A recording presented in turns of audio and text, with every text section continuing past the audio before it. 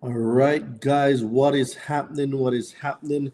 It has been a while. So, yeah, we are about to get started. Today is a very special day.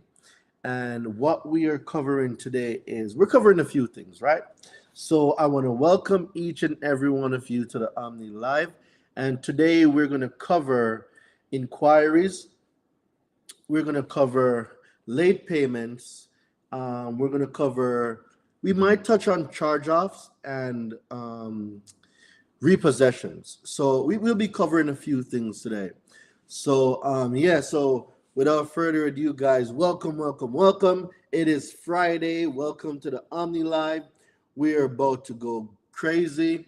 We're about to go talk about the things that we need to know in order to get these accounts deleted from our credit. The credit summit, it's coming up. You guys definitely got to be in the room, and it's going to be an overall great experience. So, guys, as you come in, please share this live with about 5 to 10 people. Go into your DMs. Definitely share the live. Let's get some people on here. Happy Easter. And because Easter is coming up and it's my birthday week and it's just around the corner, I am giving you guys a $300 coupon off the VIP tickets. All right. So I got a lot to tell y'all. I'm giving y'all $300 off the VIP tickets, and we're about to get into a lot of stuff. So the first thing I want us to speak about today is, are we up to date, right? Maybe I should give it a few minutes. Yeah, let people come in the room. Let's give it a few minutes. Guys, if you could share this into the hallway.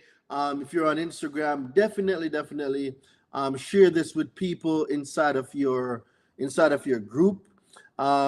Just share this with 5 to 10 people. If you're on YouTube or Facebook, share this live. If you're on Twitch, share this live because in about 2 minutes we're gonna kick it off. All right. So we're gonna kick it off in about 2 minutes. Share this live with your network, with your family, with your friends, anyone that you think can benefit from this information. We're talking about late payments, inquiries.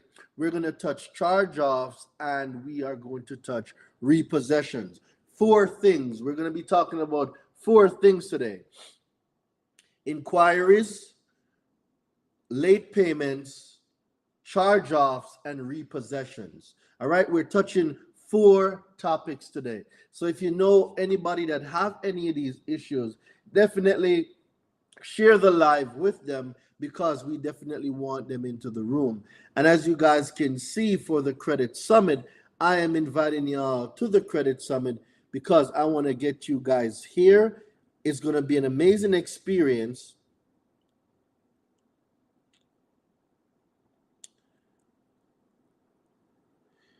All right, let's see. It's going to be an amazing experience, and I need you guys in the room. So, without further ado, all right. So, let's get the ball rolling. Let's get it rolling. Let's get it rolling. Let's ping some people in the room. Let's get some people in the room.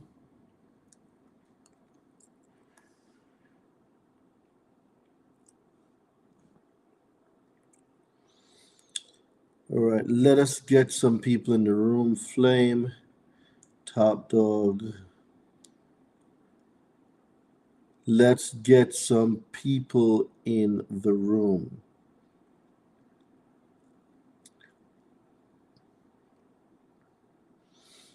All right, cool. All right, let's do that. All right, can you say the website address for tickets? Yeah, the website address is, let me get the website address right now. The link is also in my bio, guys. The link is in my bio, but I am going to share the link right here so you guys can get on.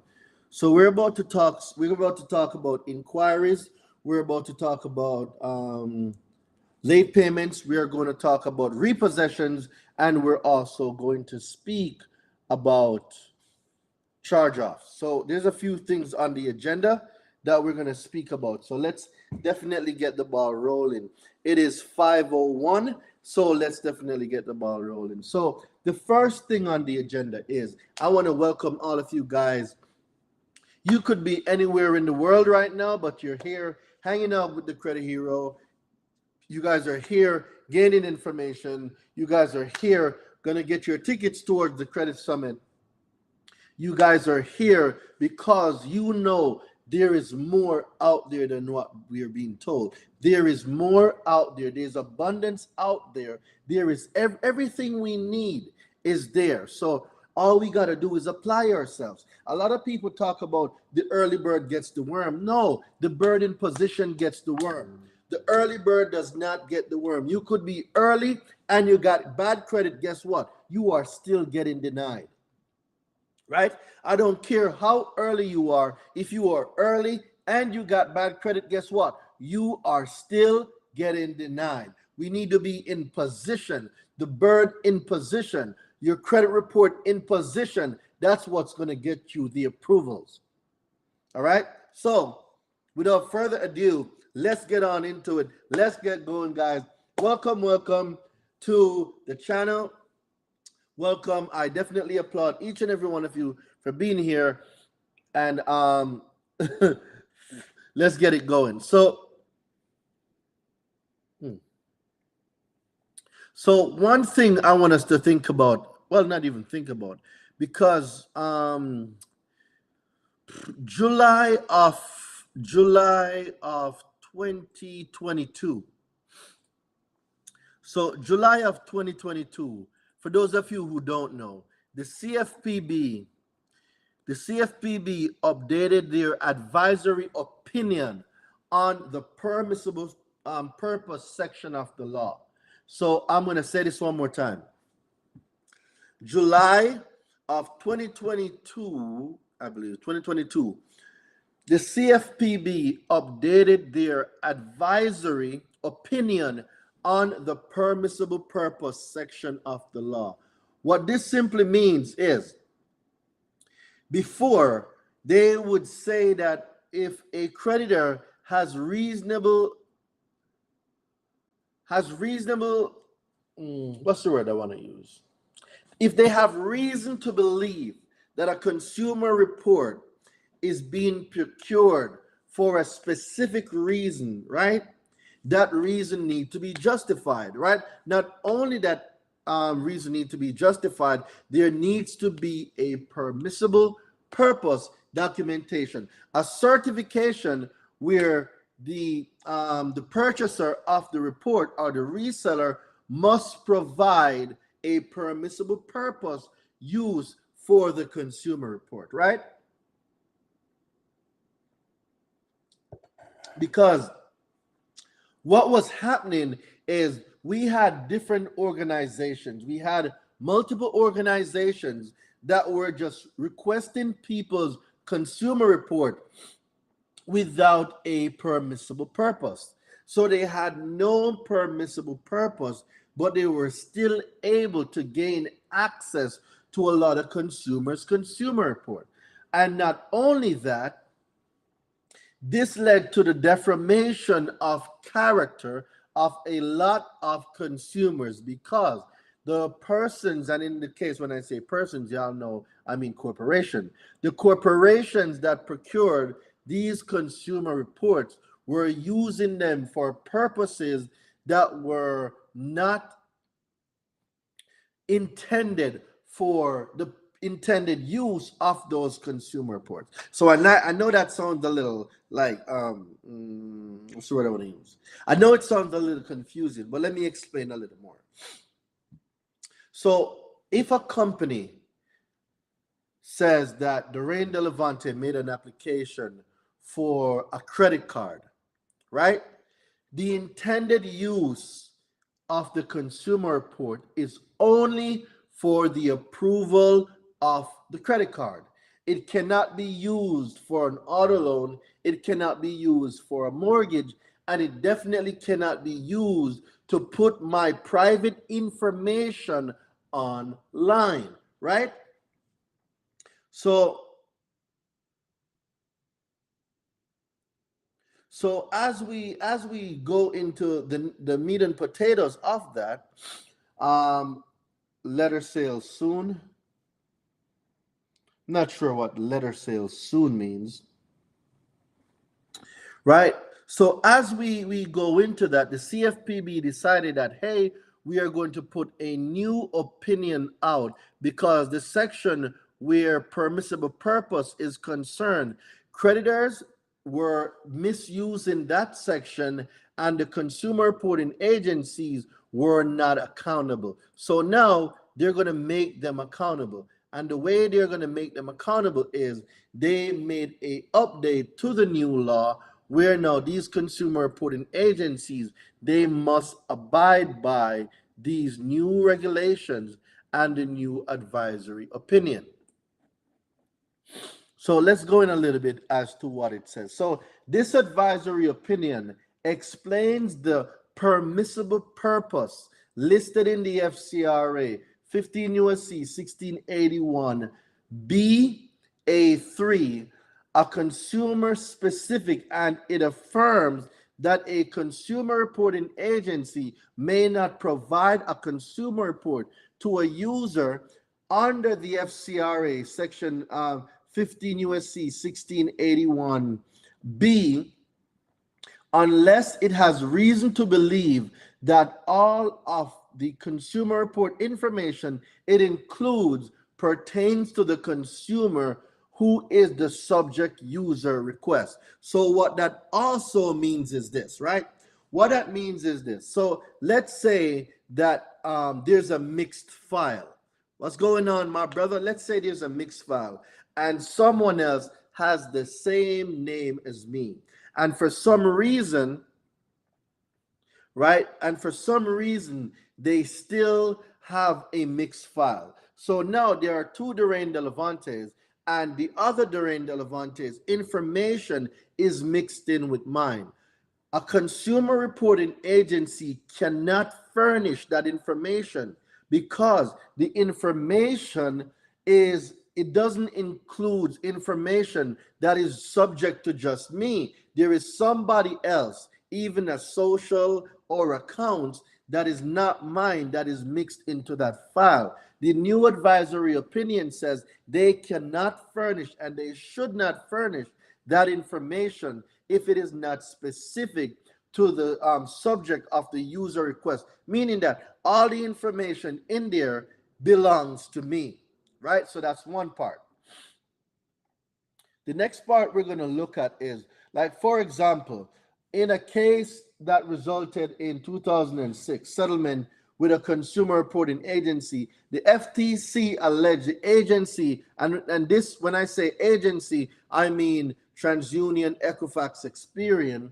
They alleged that the agency violated the FCRA's permissible purpose provisions by providing consumer reports to persons without a permissible purpose, resulting in at least 800 cases of identity theft. So what they were doing, ladies and gentlemen, they were not verifying that people that were requesting the consumer report, they were not verifying if the persons had a permissible purpose. They were just giving them people's consumer report, and that led to over 800 cases of identity theft. A more recent study in 2020, a group of companies and individuals settled bureau allegations that they obtained consumer reports without a permissible purpose when they obtained consumer reports for use in marketing debt relief services. So there were companies that used people's consumer report, and what they were doing is they were marketing debt relief services. Well, if you are marketing a service, you cannot, that does not justify permissible purpose. For anyone that is marketing a service, that is not grounds for permissible purpose for anyone to use and request a consumer report, right? It is not the way. So what this means is they are going more strict in terms of holding the consumer. One question, brother. Just give me a minute. I'll take questions in a minute because I don't want the question to throw off my flow. Just give me a minute, and I'm going to be back with Q&As in just a second. So they don't want people to just randomly get a consumer report pertaining to a consumer. So in 2020, a mortgage broker settled a FTC allegation that it used consumer reports for other than a permissible purpose when, in response to negative reviews on a website, it publicly posted information it had obtained from the consumer reporting agency about the reviewer. So what just happened is this: a mortgage company, right? A mortgage company had consumer reports, and because some people gave negative reviews about the mortgage company furnished those respective consumers that gave them the negative review, they put their credit reports on the internet. That is just wild. That is petty and that is wild. But these are the companies we deal with every day. And some of you think, oh, my mortgage lender and this mortgage company has my best interest at heart. I'm here to tell you, beloved, they really don't. Right? I'm here to tell you they don't.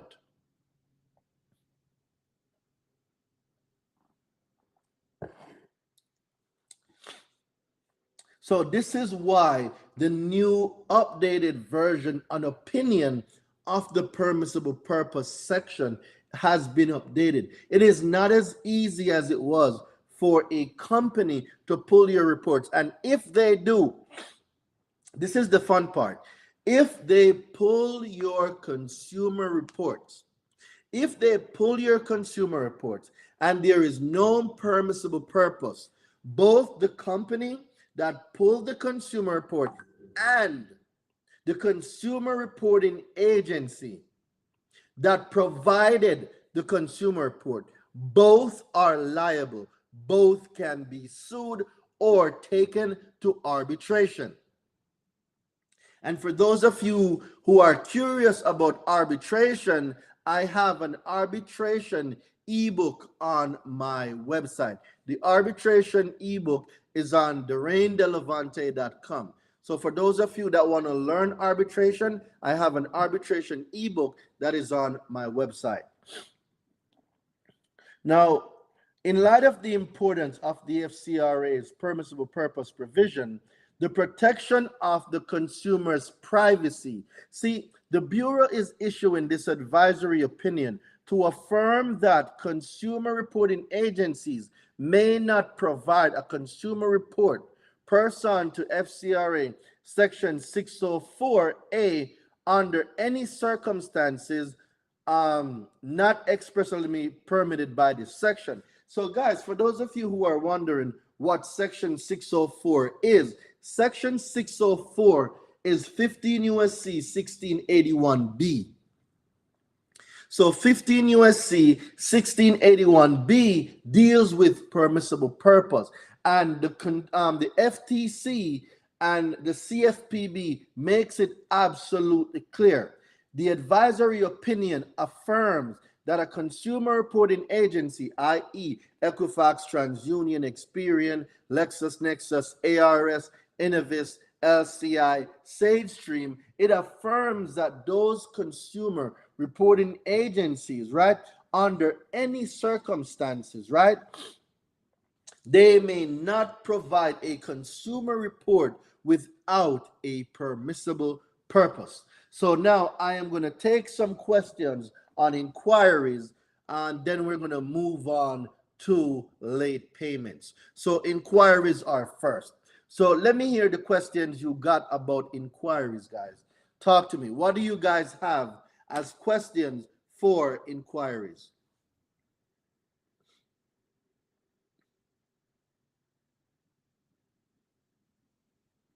All right, getting a call real quick. Let's see what's going on. Hey, bro, what's going on? I'm on live. quick question, bro. Can we set up a booth to do interviews? Yep. All right, let us know. I'll give you the details. I'll give you the details of it. Let me get this live, and then I'll give you the details of it. All right, bet. All right, cool. So now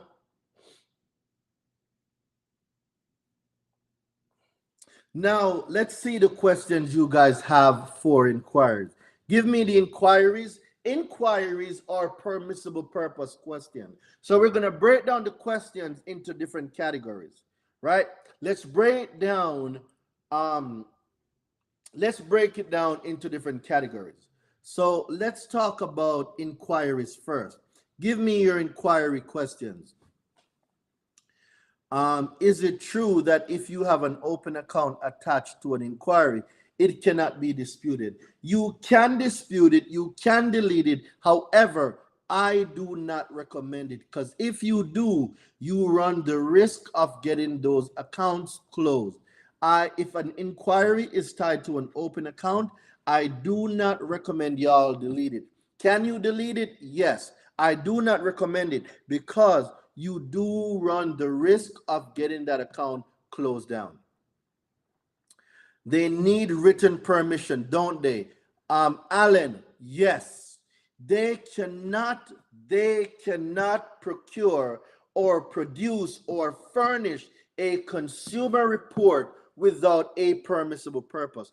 Alan, you are right on the money. I have a question. I have been fighting this late payment, and the agencies have refused to remove it because the late payment letter doesn't get sent to the agency. The late payment letter gets sent to the creditor. So whoever put the late payment on your report, that is who you're going to dispute the late payment with.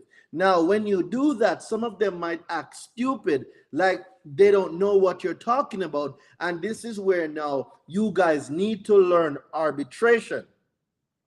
Because if they refuse to delete the late payment, they are refusing to delete the transaction, which is on. So guys, late payment fall under transactions. Transactions are excluded from your consumer report. So it's all about now the way you position yourself. So if you have sent it and they're doing nothing, you might need to take the next step, which is go to arbitration for FCRA violations.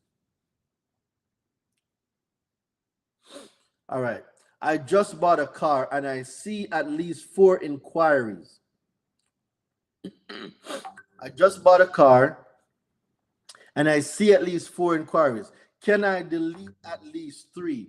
TYTN369. Yes, you can delete all the inquiries that are not tied to the open account for that car. Yes, you can.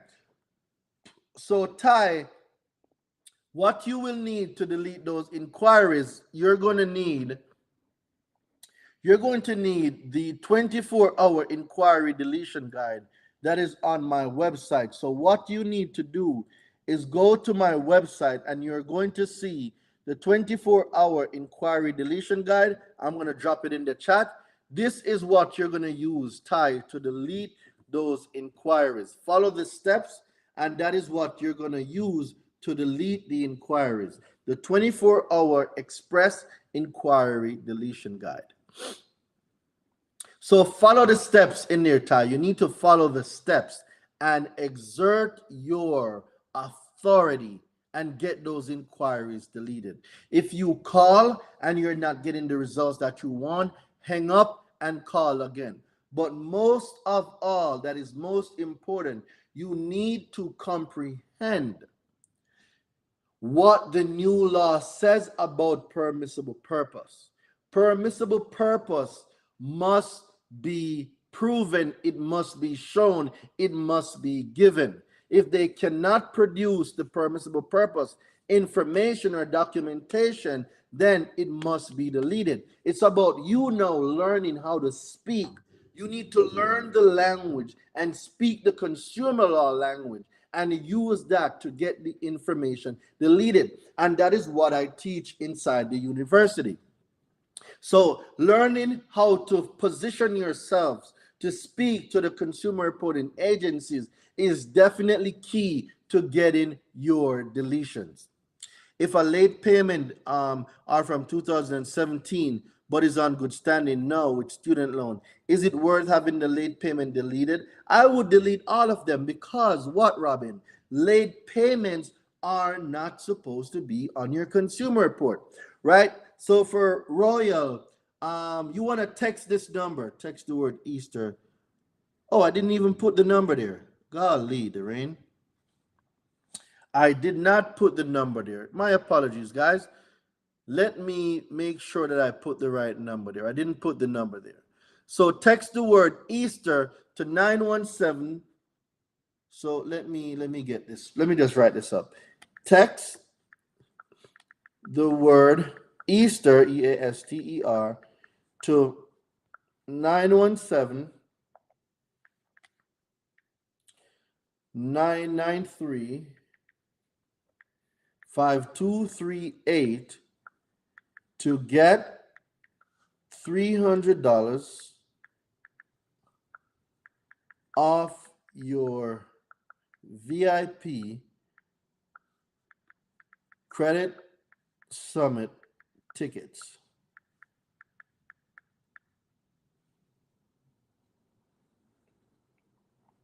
All right, my bad, guys. I thought I had put the number there, so here we go. So text the word Easter to 917-993 5238 to get $300 off your VIP ticket for the Credit Summit. So thank you very much for pointing that out. Yeah, thank you very much for pointing that out. All right. How many inquiries should you have in order not to hurt your credit score? You want to have less than 3 on each consumer reporting agency. So less than 3 is ideal. 2 is perfect, right? So less than 3, but 2 is perfect.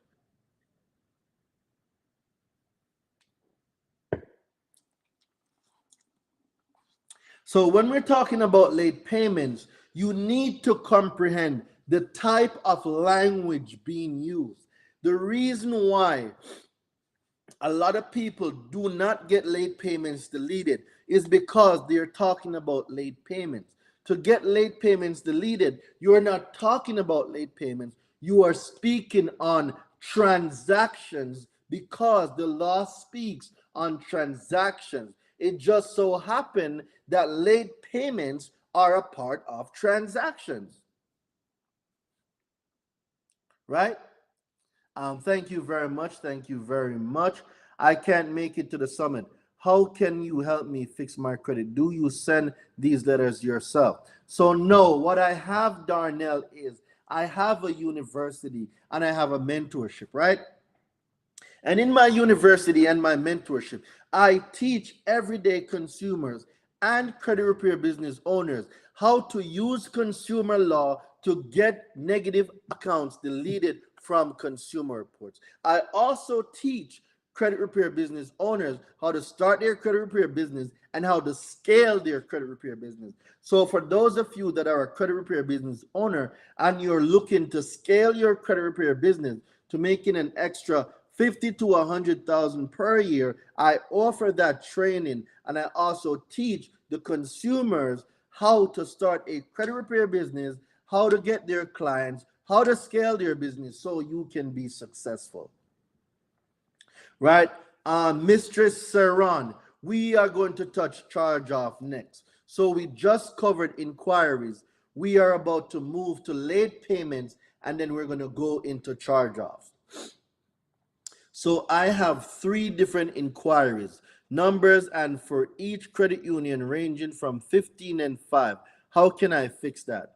I have 3 inquiry numbers for each credit union regarding 15 and 5. I'm not sure I comprehend Royal. I don't really comprehend what I don't comprehend what you just wrote. I don't really comprehend it. All right. I accepted a reduced settlement to pay off bills from several creditors.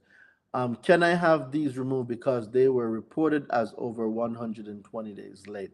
All right, Mrs. Collins. Um, I really wish you hadn't done that. Well, you know what? I'm not even going to say I really wish you hadn't done that. I wish you would have found me and joined my university before you did that. Now, the fact that you already did it, it's cool, right? All those negative accounts, we can get those negative accounts deleted. And if you had so the reduced settlement, is it being reported as one account or is it still multiple accounts that's being reported? Because if it's one account, we can get that deleted, as well as if it's multiple accounts, you're going to have to send out a few rounds of letters. But can be deleted? The answer to your question is yes, you can. Each credit union has a different inquiry number. Got you. Yes, Royal. What you need to provide is, well, not provide, what they need to prove is that they had permissible purpose. So in this case, you would use the 24-hour inquiry deletion guide, right? You would use the 24-hour inquiry deletion guide and you will get those inquiries deleted, the ones that did not tie to an open account.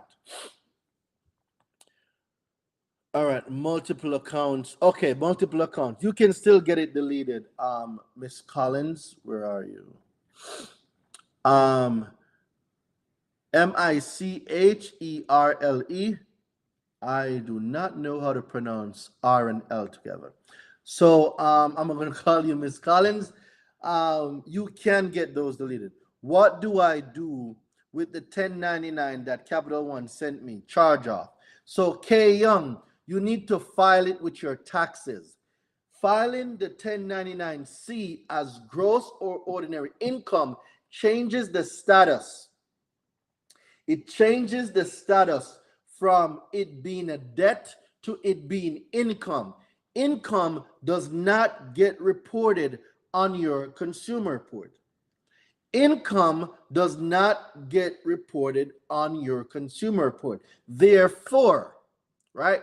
Therefore, the reporting of income as debt is inaccurate because you file it on your taxes as income. And per SON 15 USC 1681 S2, a creditor or a data furnisher cannot report any information that they know or have reason to believe that is inaccurate.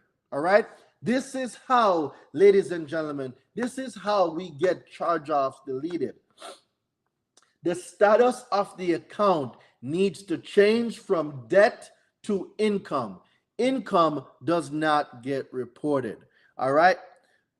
How much is the university? Your university is only $3,500 for you to enroll. And we have a variety of financial packages. So what I need you to do, Miss Processer, I need you to text the word university. So I'm going to say this very slow. So for everyone that wants to join the university, I want you to take your phones out and text the word university. Text the word university to 917-993-5238. Text the word university to 917-993-5238, and a member of my team from my finance department will get a hold of you. So text the word university to 917-993-5238. All right. Let me just take the rest of the questions over here on the live, and then I'll go back to Instagram. So I got 5 charge-off that I need to call and get my 1099-C. Mark, you are correct. Or you could just send them a letter, Mark. You could simply just send them a letter telling them that you are requesting your 1099-C. Guys, I am telling you, the stuff is miraculous. When we're talking about consumer laws, ladies and gentlemen, we're talking about federal protected laws.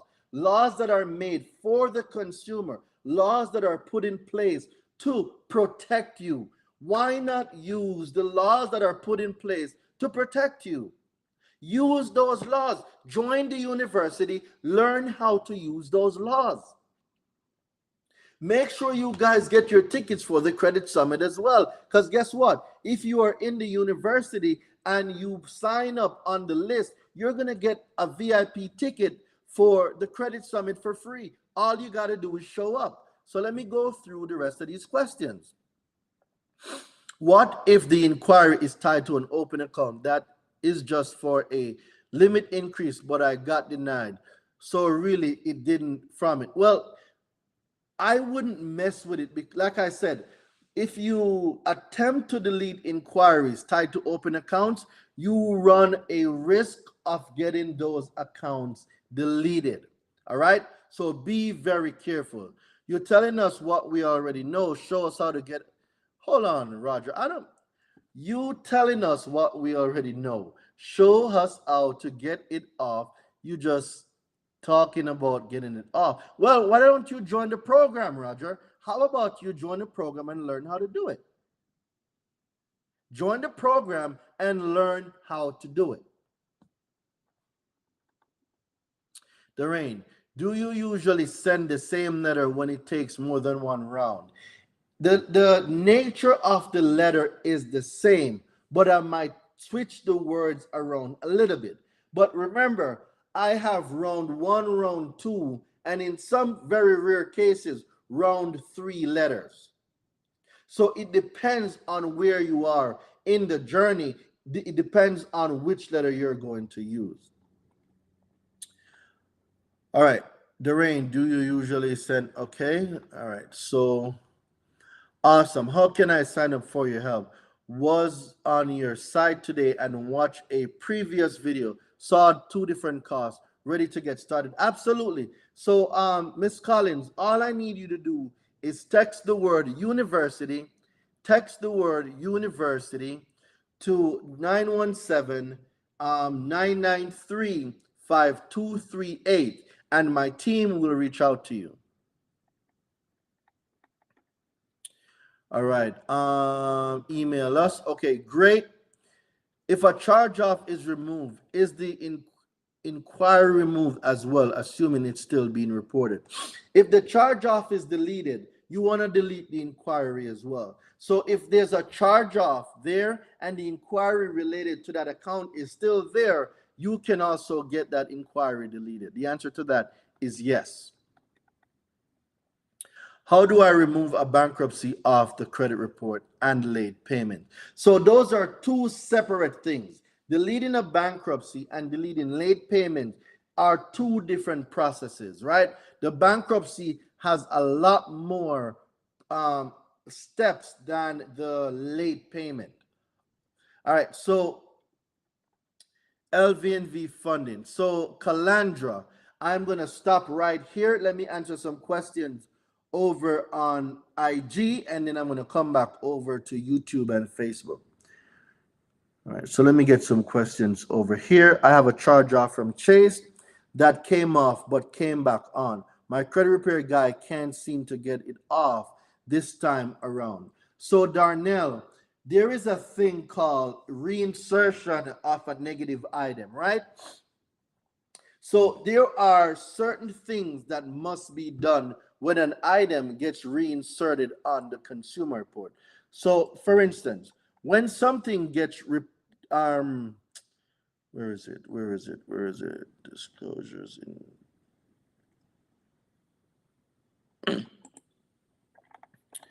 so when we go to 15 USC 1681I and we go to, what is it, 5? It should be 5. So when an item gets reinserted, right? Where is it? So when an item gets reinserted into a consumer report, the consumer must be notified. So if anything got put back on your credit after it was deleted, the first thing is the consumer must be notified within 5 days. So if any information, so listen to this, please. Let me see who it was. Darnell. Darnell, I want you to listen to this very carefully. Requirements relating to reinsertion of previously deleted material, certification of accuracy of information. If any information is deleted from a consumer's file, person to subparagraph A, the information may not be reinserted in the file by the consumer reporting agency, excuse me, unless the person who furnishes the information certifies that the information is complete and accurate. So, Darnell, the first thing that I need you to comprehend is that a certification of accuracy must have been done by whoever verified it, right? So that's one thing that you can request. And then what you also need to know is that if any information that has been deleted from a consumer's file, person subparagraph A, is reinserted in the file, the consumer reporting agency shall notify no later than 5 business days after the reinsertion. So let me ask you a question, Darnell. Did you get notified that the item was reinserted on your credit within 5 days of it being back on your credit? And if authorized by the consumer for that purpose by any other means available to the agency, right? So as part of, as in addition to the notice under clause 2, a consumer reporting agency shall provide to the consumer in writing no less than 5 business days after the date of the reinsertion a statement that the disputed information has been reinserted. So you know what, guys? I am going to make a reinsertion letter. I will be making a reinsertion letter. So guys, be on the lookout for that. I am going to be making a, you know what? I might as well make it right now. Since I'm here, let me make this reinsertion letter. Guys, we're going to build a whole letter right now. We're going to build a letter right now on the live. All right. Guys, if you are typing questions, I am not looking at this the chat box right now. We're going to build a letter, all right? Drop some fire in the chat if you want us to build a letter. This is going to be called the reinsertion letter. So we're going to build a letter for when previously deleted items on your credit got when items on your credit got deleted and it came back. So we're going to make a letter to delete those accounts. So requirements, this letter is going to be called reinsertion of previously deleted accounts or material. Let's do that. Reinsertion of previously deleted material. And guys, you will see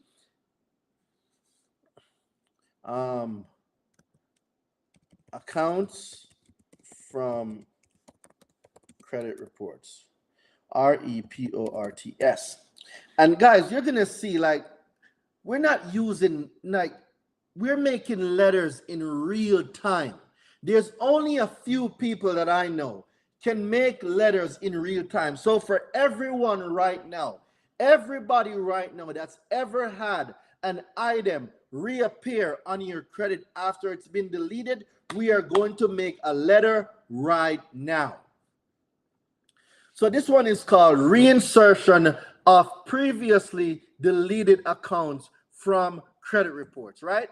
So that's the title. That's the title that it's going to have on the website. So now let's get it. So you want to start off with your name, your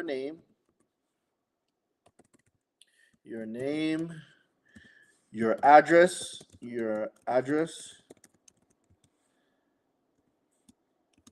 city, C-I-T-Y, your city, your zip, and your state, right? Then this letter is being addressed to the consumer reporting agencies. So this letter in particular, guys, this letter is going, directly to the consumer reporting agencies. Very, very clear that you guys comprehend where this letter is going. This letter is going straight towards the consumer reporting agencies. All right. So let me get their address real quick.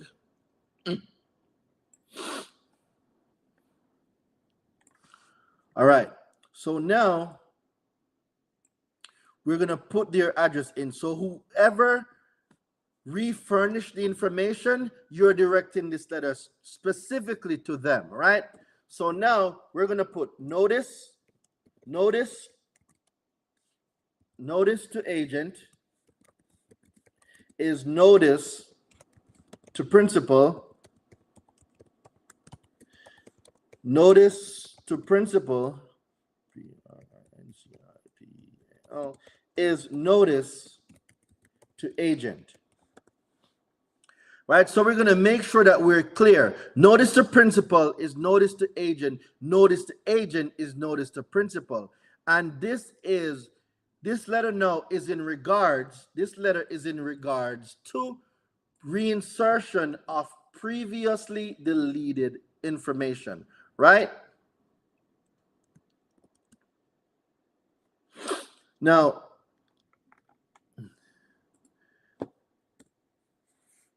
so if you're addressing TransUnion, I want you to use XYZ. So whoever it is, so XYZ consumer reporting agency. So whoever the consumer reporting agency is.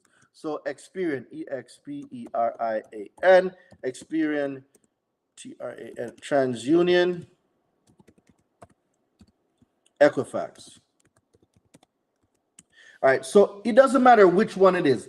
Put the correct one there, right? TransUnion, UNION, right? So now we're gonna UNION. Okay, so now we're gonna go into the letter. It has come to my attention while checking my consumer reports that you so in this case you're going to put, if it's TransUnion, Equifax, or Experian, you want to put the correct consumer reporting agency here, whichever one it is.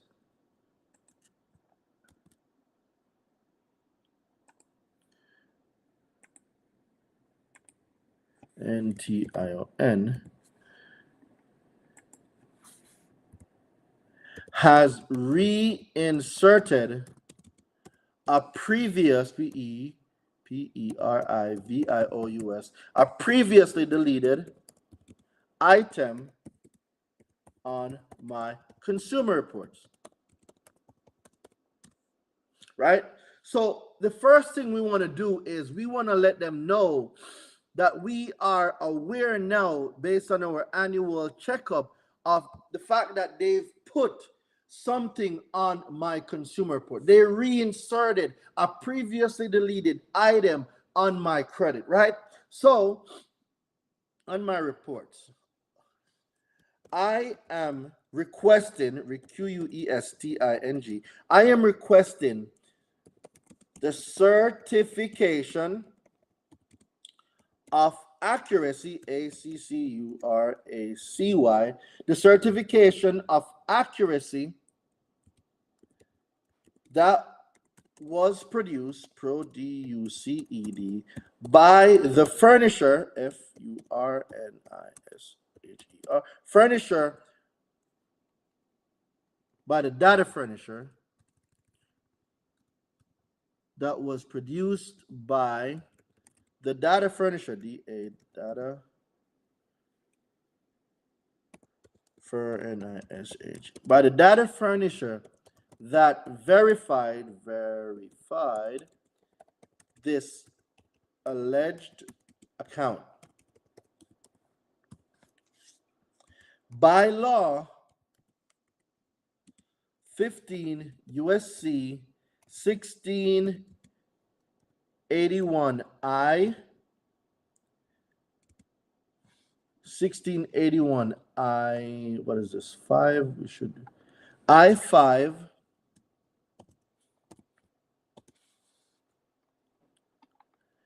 this is I5B. So I5B, right? So now we are requesting the certification person 15 USC 1681 I5B. So now what I'm going to do now is I am going to copy this section and I'm going to put it there. Everything that is here.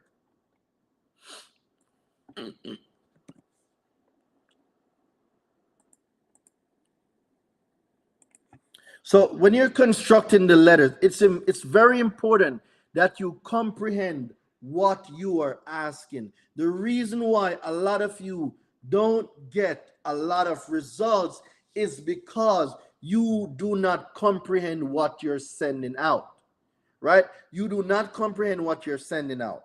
So now we are requesting the certification of accuracy per this section of the law.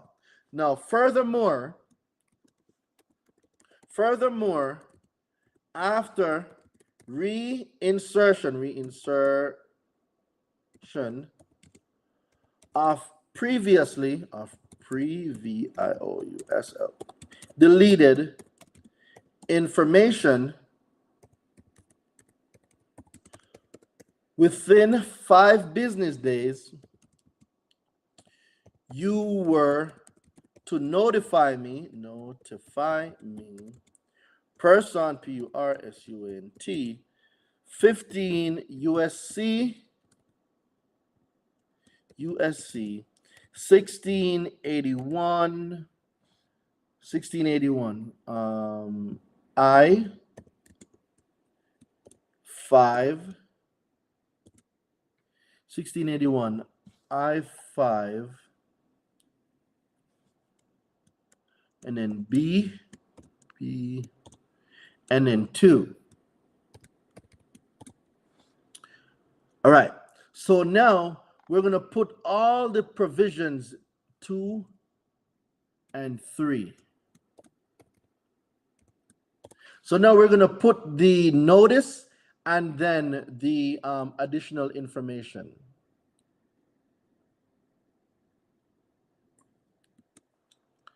Command C.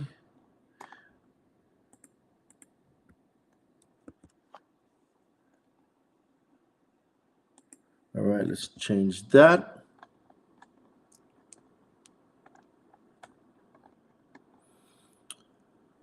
All right, cool. So now that we have that information in there, we're going to let them know that they have not provided any of this information. You have failed to provide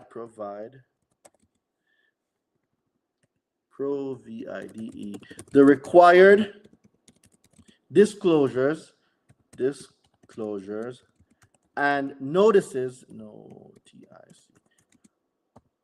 PURSUNT, person, the FCRA 15 USC 1681 I and its provisions.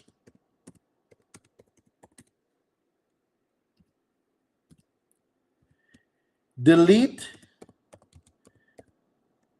the previous reinsertion, delete the reinsertions, delete the reinserted account, delete the reinserted accounts that you have fraudulently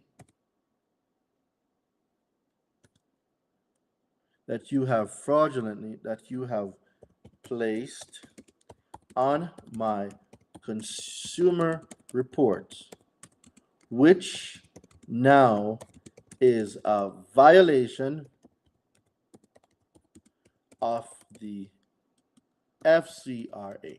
So this one is nothing crazy. We're just using the section So you're going to put your name,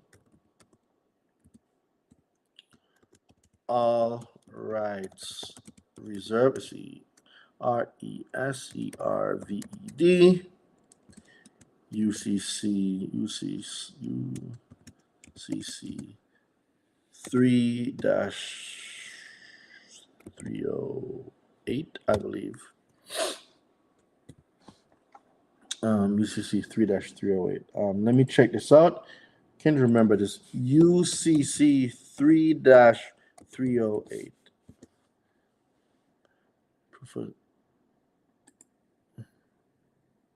Proof of signatures and status as holder in due course. All right. Yep. So it's 308. And then now we're going to put down here, you send a copy, COPY, copy of ID, and copy of utility bill. All right, guys. So that's the easy letter for anybody that has any reinsertion on your credit report. If there's a reinsertion of a previously deleted items, this letter will be available very, very soon. So let me make sure that I send it to the team so that we can have this letter on the website. So for any of you that had a previously deleted item on your credit, this is how you get that information deleted. This is how you're going to get it deleted. So reinsertion, let's go here. Let's drop this here. And let's send this off. New letter. New letter for website. All right, cool. So that is how, guys, that's how you delete that is how you delete a reinserted item on your credit. So if something got deleted and then it got reinserted, this is how you delete it. You need to build a reinsertion letter that is made from that section of the law. Remember, I told you guys that there's different sections of the law that pertains to different things. That is why you cannot use one letter to try and delete all accounts. It's not going to work. Each section of the law, each section of the FCRA is made specifically for specific things.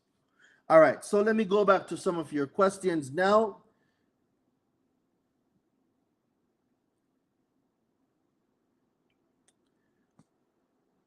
And boom, Marsha, well, go on. I'm here, man. You just missed the letter. We just made a letter on the live for reinsertion of previously deleted items.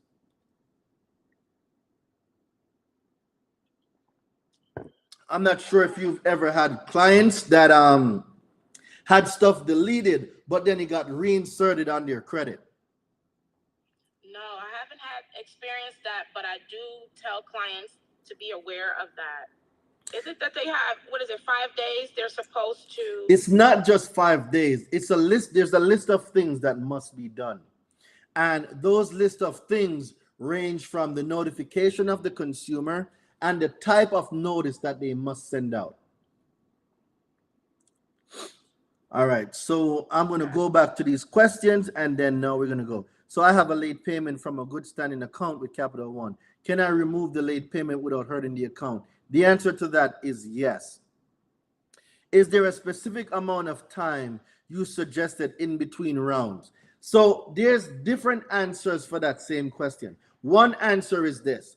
If you're disputing with different creditors, you're good to go, as long as it's different creditors directly. If you're speaking about consumer reporting agencies, dispute related to consumer reporting agency, you can do multiple accounts. However,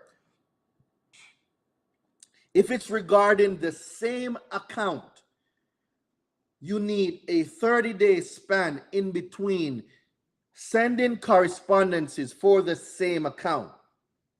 Because if you send multiple letters in a 30-day period regarding the same account, a consumer reporting agency may extend their time by 15 days and use whatever you sent as additional information relevant to the dispute.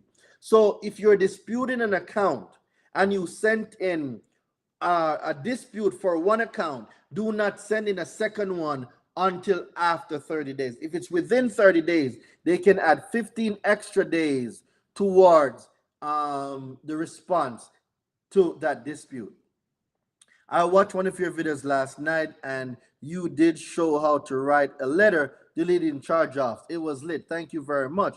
What is your strategy for getting a paid charge-off removed from a consumer report? If a paid charge-off takes the same flow. Whether you paid or not, it takes the same flow. Request the 1099-C. From the 1099-C, you want to file it on your taxes, change the status to income. Income does not get reported on your consumer report. The IRS says, even if you didn't get the 1099-C, a canceled debt is considered gross or ordinary income. So you're going to use that to your advantage. So we just made it's Experian. Yep. Where did you go to find your consumer report? And can I see it for free? Yes. So in a realm, you can go to annualcreditreport.com and you can pull your consumer report there free of charge. Free of charge. Let's reread the letter in this entirety slowly. That should delete it. Should we just mail it to Experian who furnish it back? Yes. So whoever reinserted. So the reinsertion will happen from the consumer reporting agencies. You want to dispute the reinsertion with the consumer reporting agency, but you need to get the certification of accuracy from them. You can request the certification of accuracy for any item to be reinserted on your credit. A person from who furnished the data must certify that the information is accurate. It cannot be reinserted without a certification of accuracy. That is what you're going to be demanding. UCC 308, UCC 1-308. Yeah, I think it's that. Let's see what came up. UCC 3-308. That's it. It's 3-308.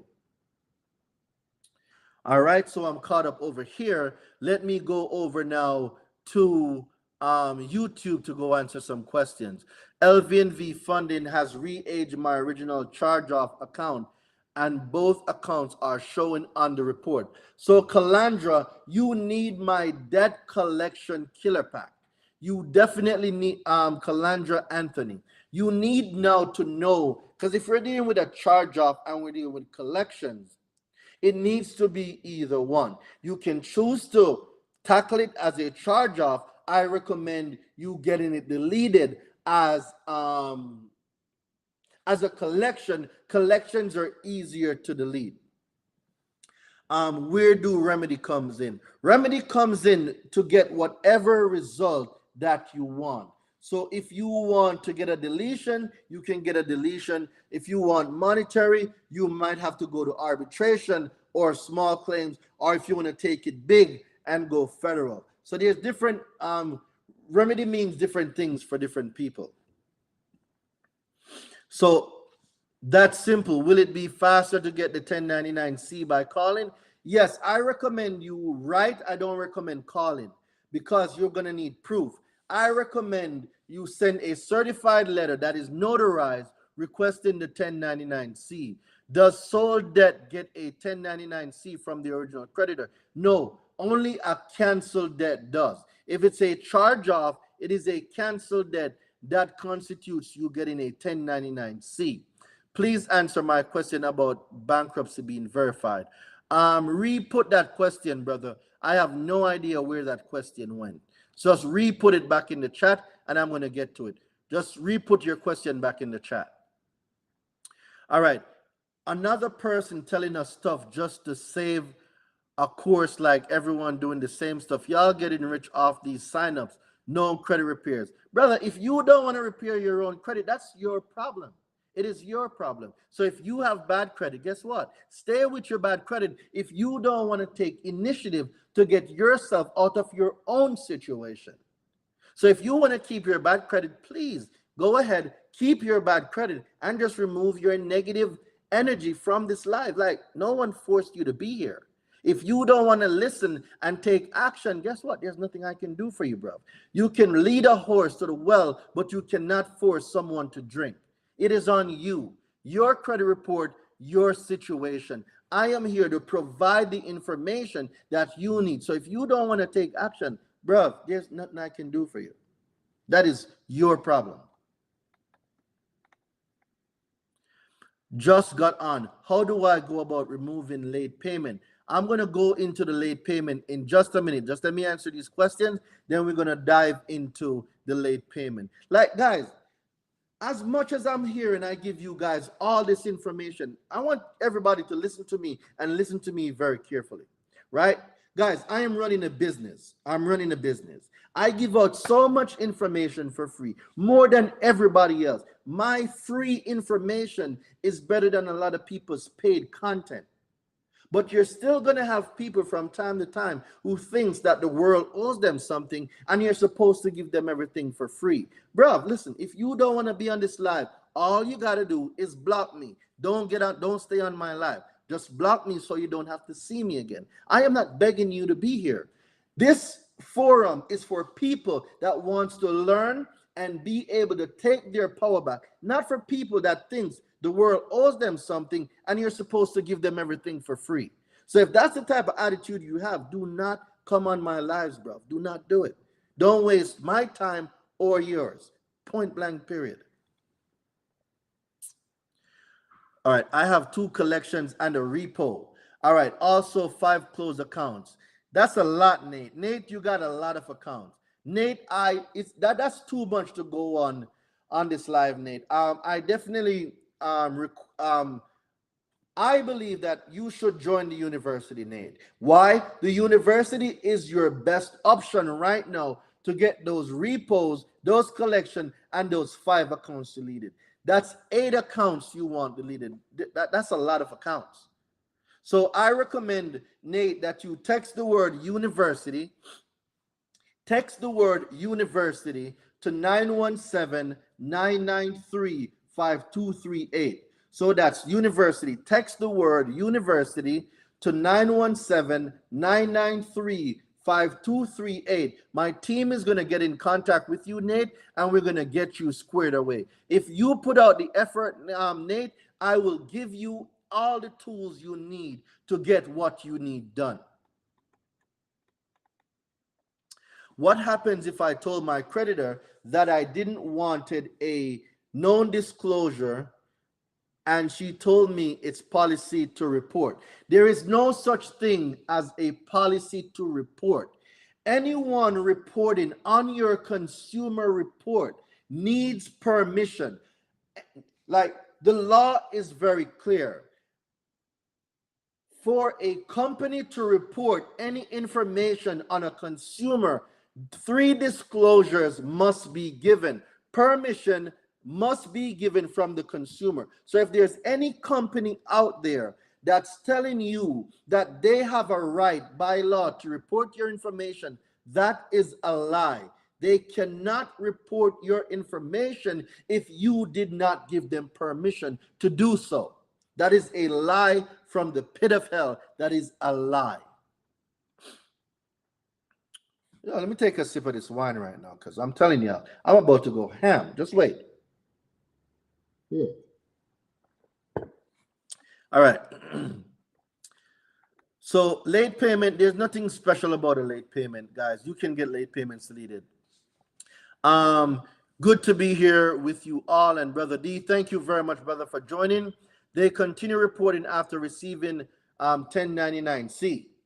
So Patrick, after you get the 1099-C, you need to file this 1099-C according to the IRS. You need to file this 1099-C for your charge off with your taxes, because it is defined by the IRS as gross or ordinary income. For the charge, you must file it. Even if you didn't get the form 1099-C, the IRS says you are still able to file it as income. So file it as income and you change the status of the account being reported.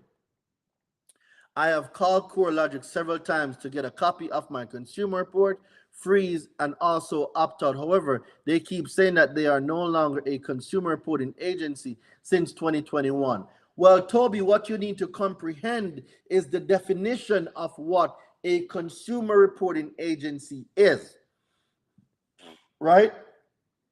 You need to comprehend the definition of what a consumer reporting agency is, and then you need to look at what CoreLogic does. And if they meet the definition, I don't care what they say, if they fall within the framework of the definition of a consumer reporting agency, they must be treated as one.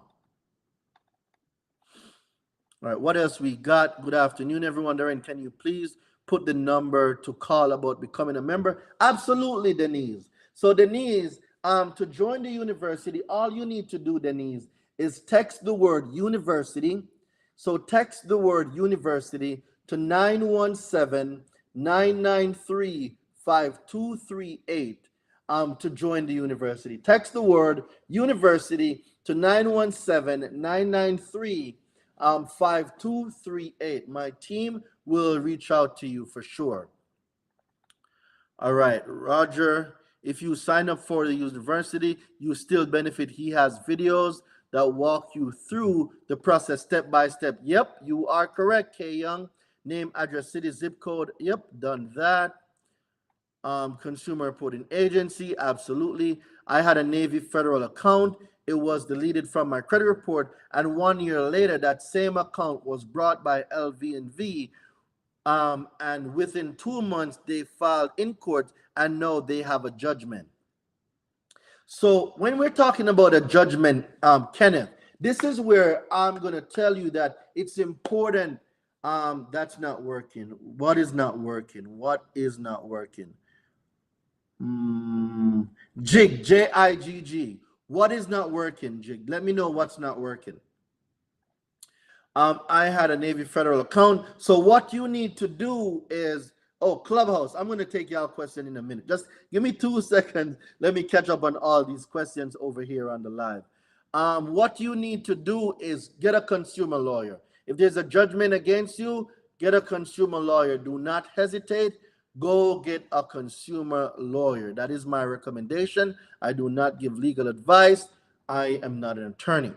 It has come to my attention to my consumer report has reinserted a something like that, but we go even deeper. So what evidence would he to prove the reinsertion was not put in or sent to him in a timely manner? Well, it's not for you to prove, Evelyn. It's for them to prove. They need to prove that they sent out the notice within the 5 days and that it was deleted. It is their responsibility to send it certified mail or whatever tracking method they have to make sure that it was delivered. So the burden of proof is not on you, Evelyn. The burden of proof is on them.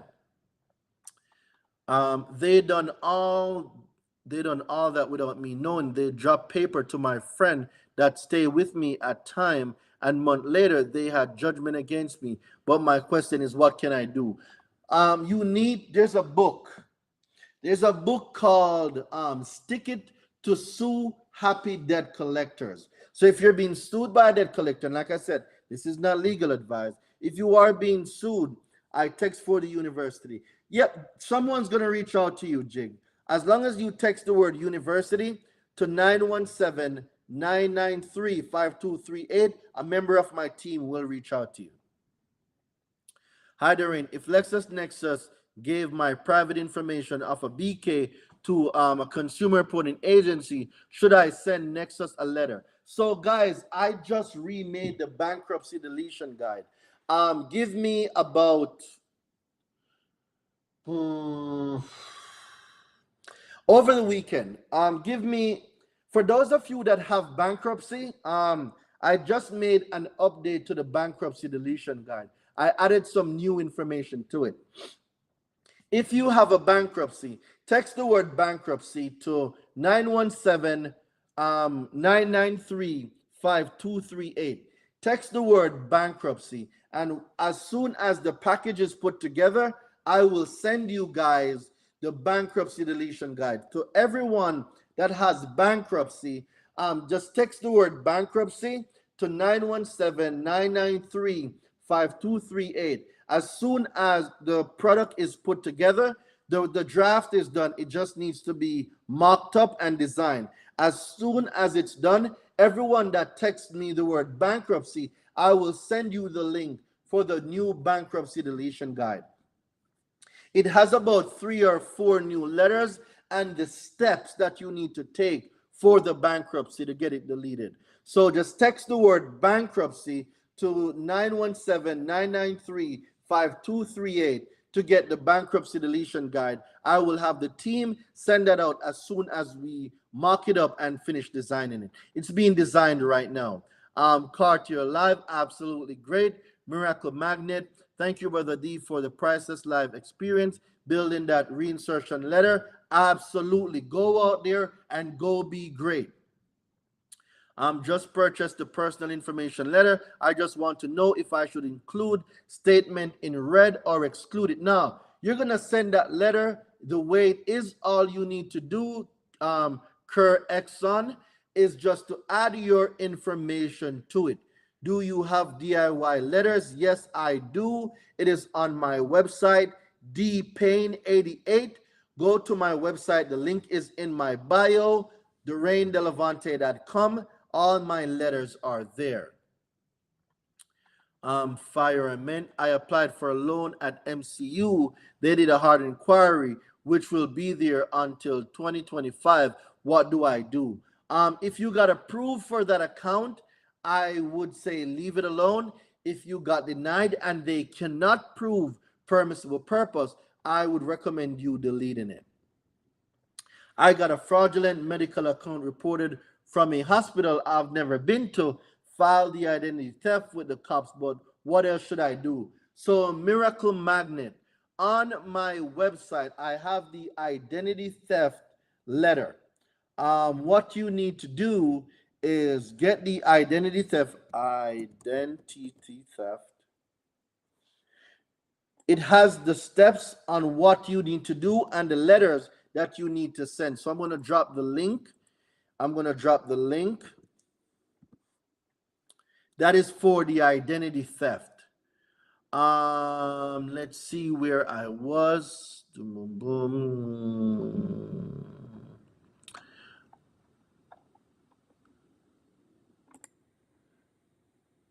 Oh my God, what happened to my messages? Guys, all my messages just went away. I am not sure what happened. All my messages went away.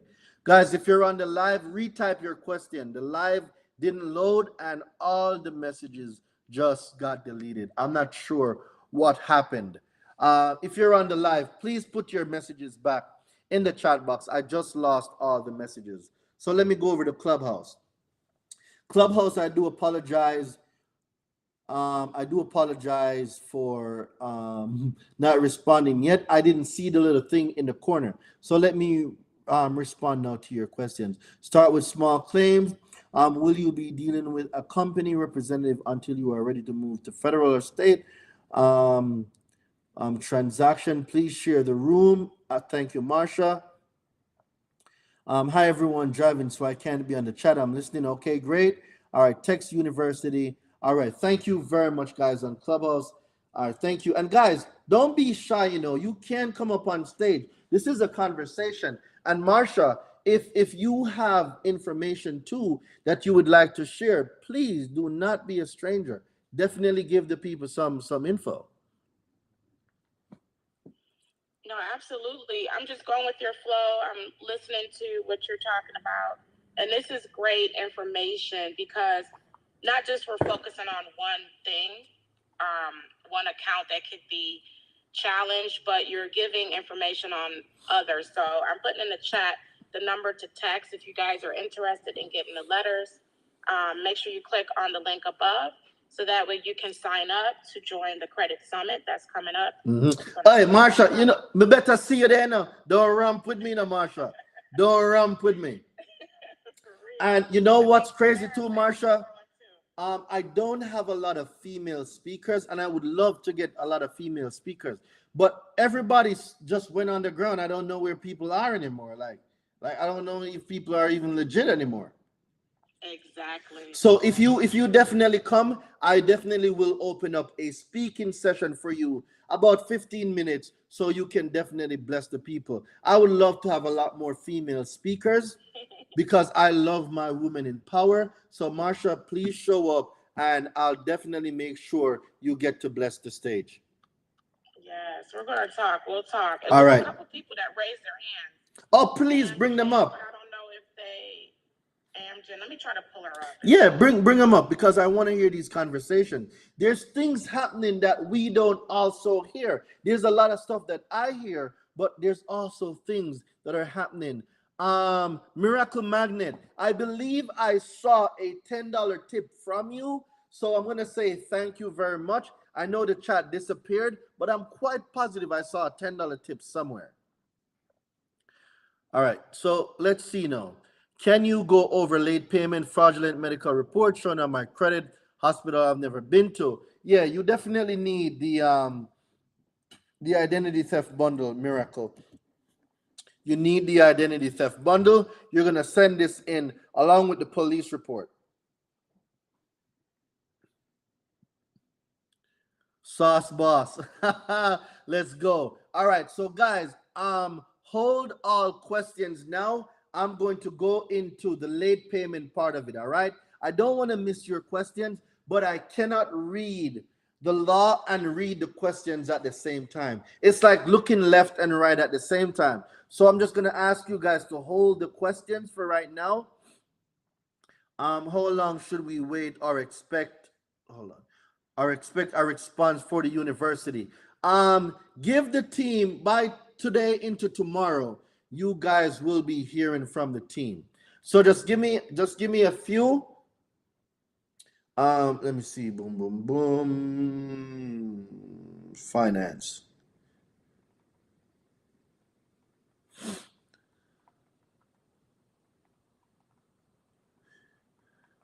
Give me 1 second. That's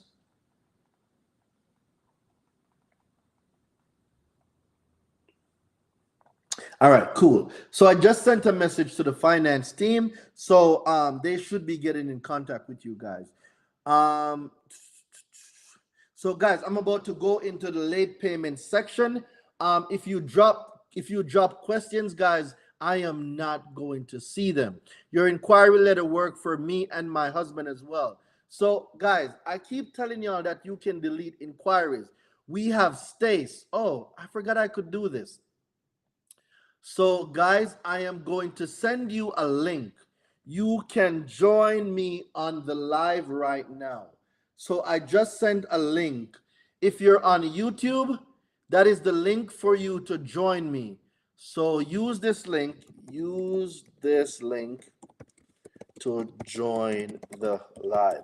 If you're on live, guys, and you see that link, you can join me. Just click that link and it will bring you up on the live. But like I said, now I am going to go into the inquiry deletion. If I'm reading this, I cannot see your questions. Please hold your questions.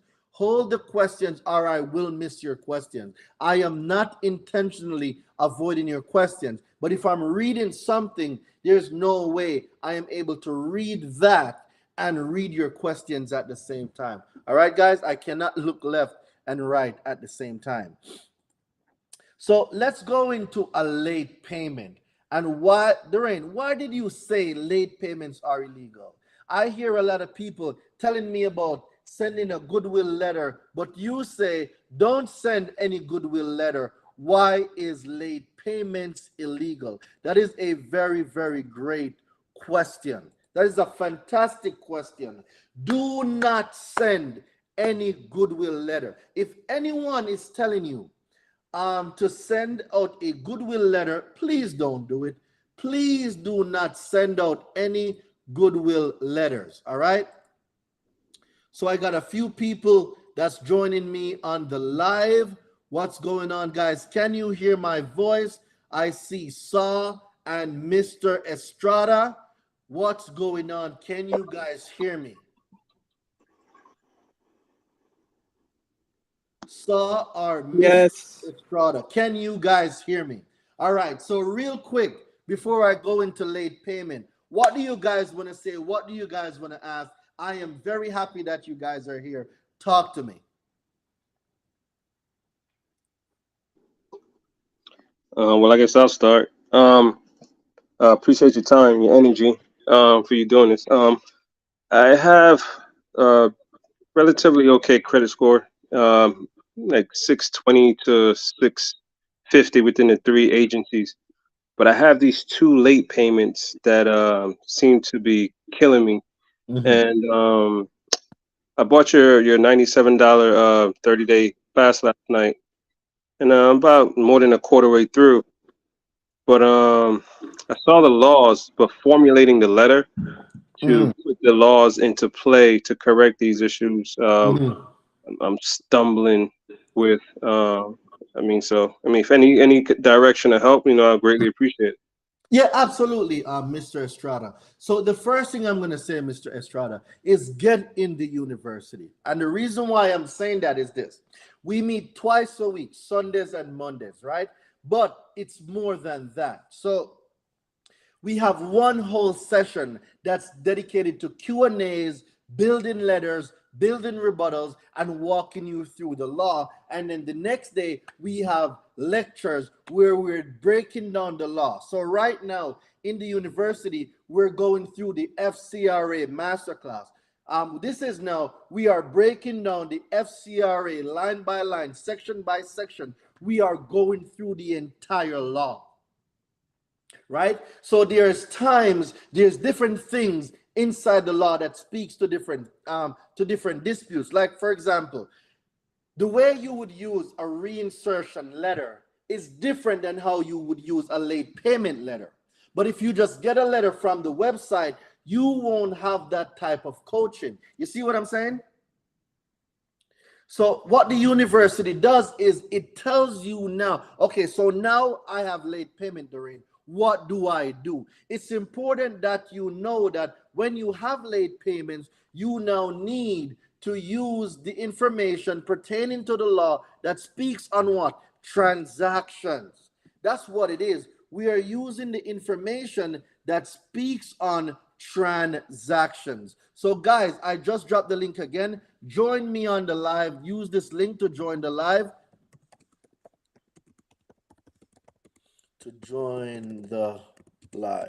Right? So it's just knowing, my brother, knowing what to do and making sure you're reading the law, but most importantly, community.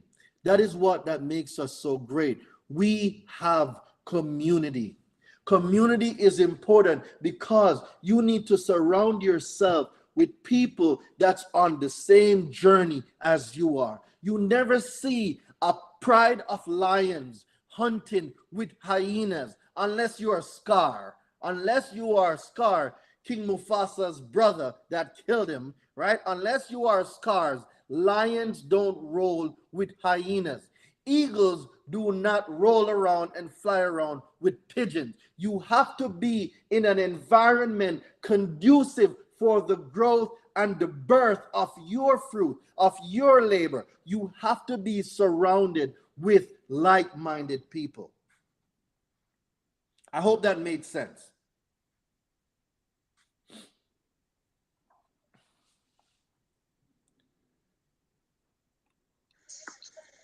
Yo, yo, yo.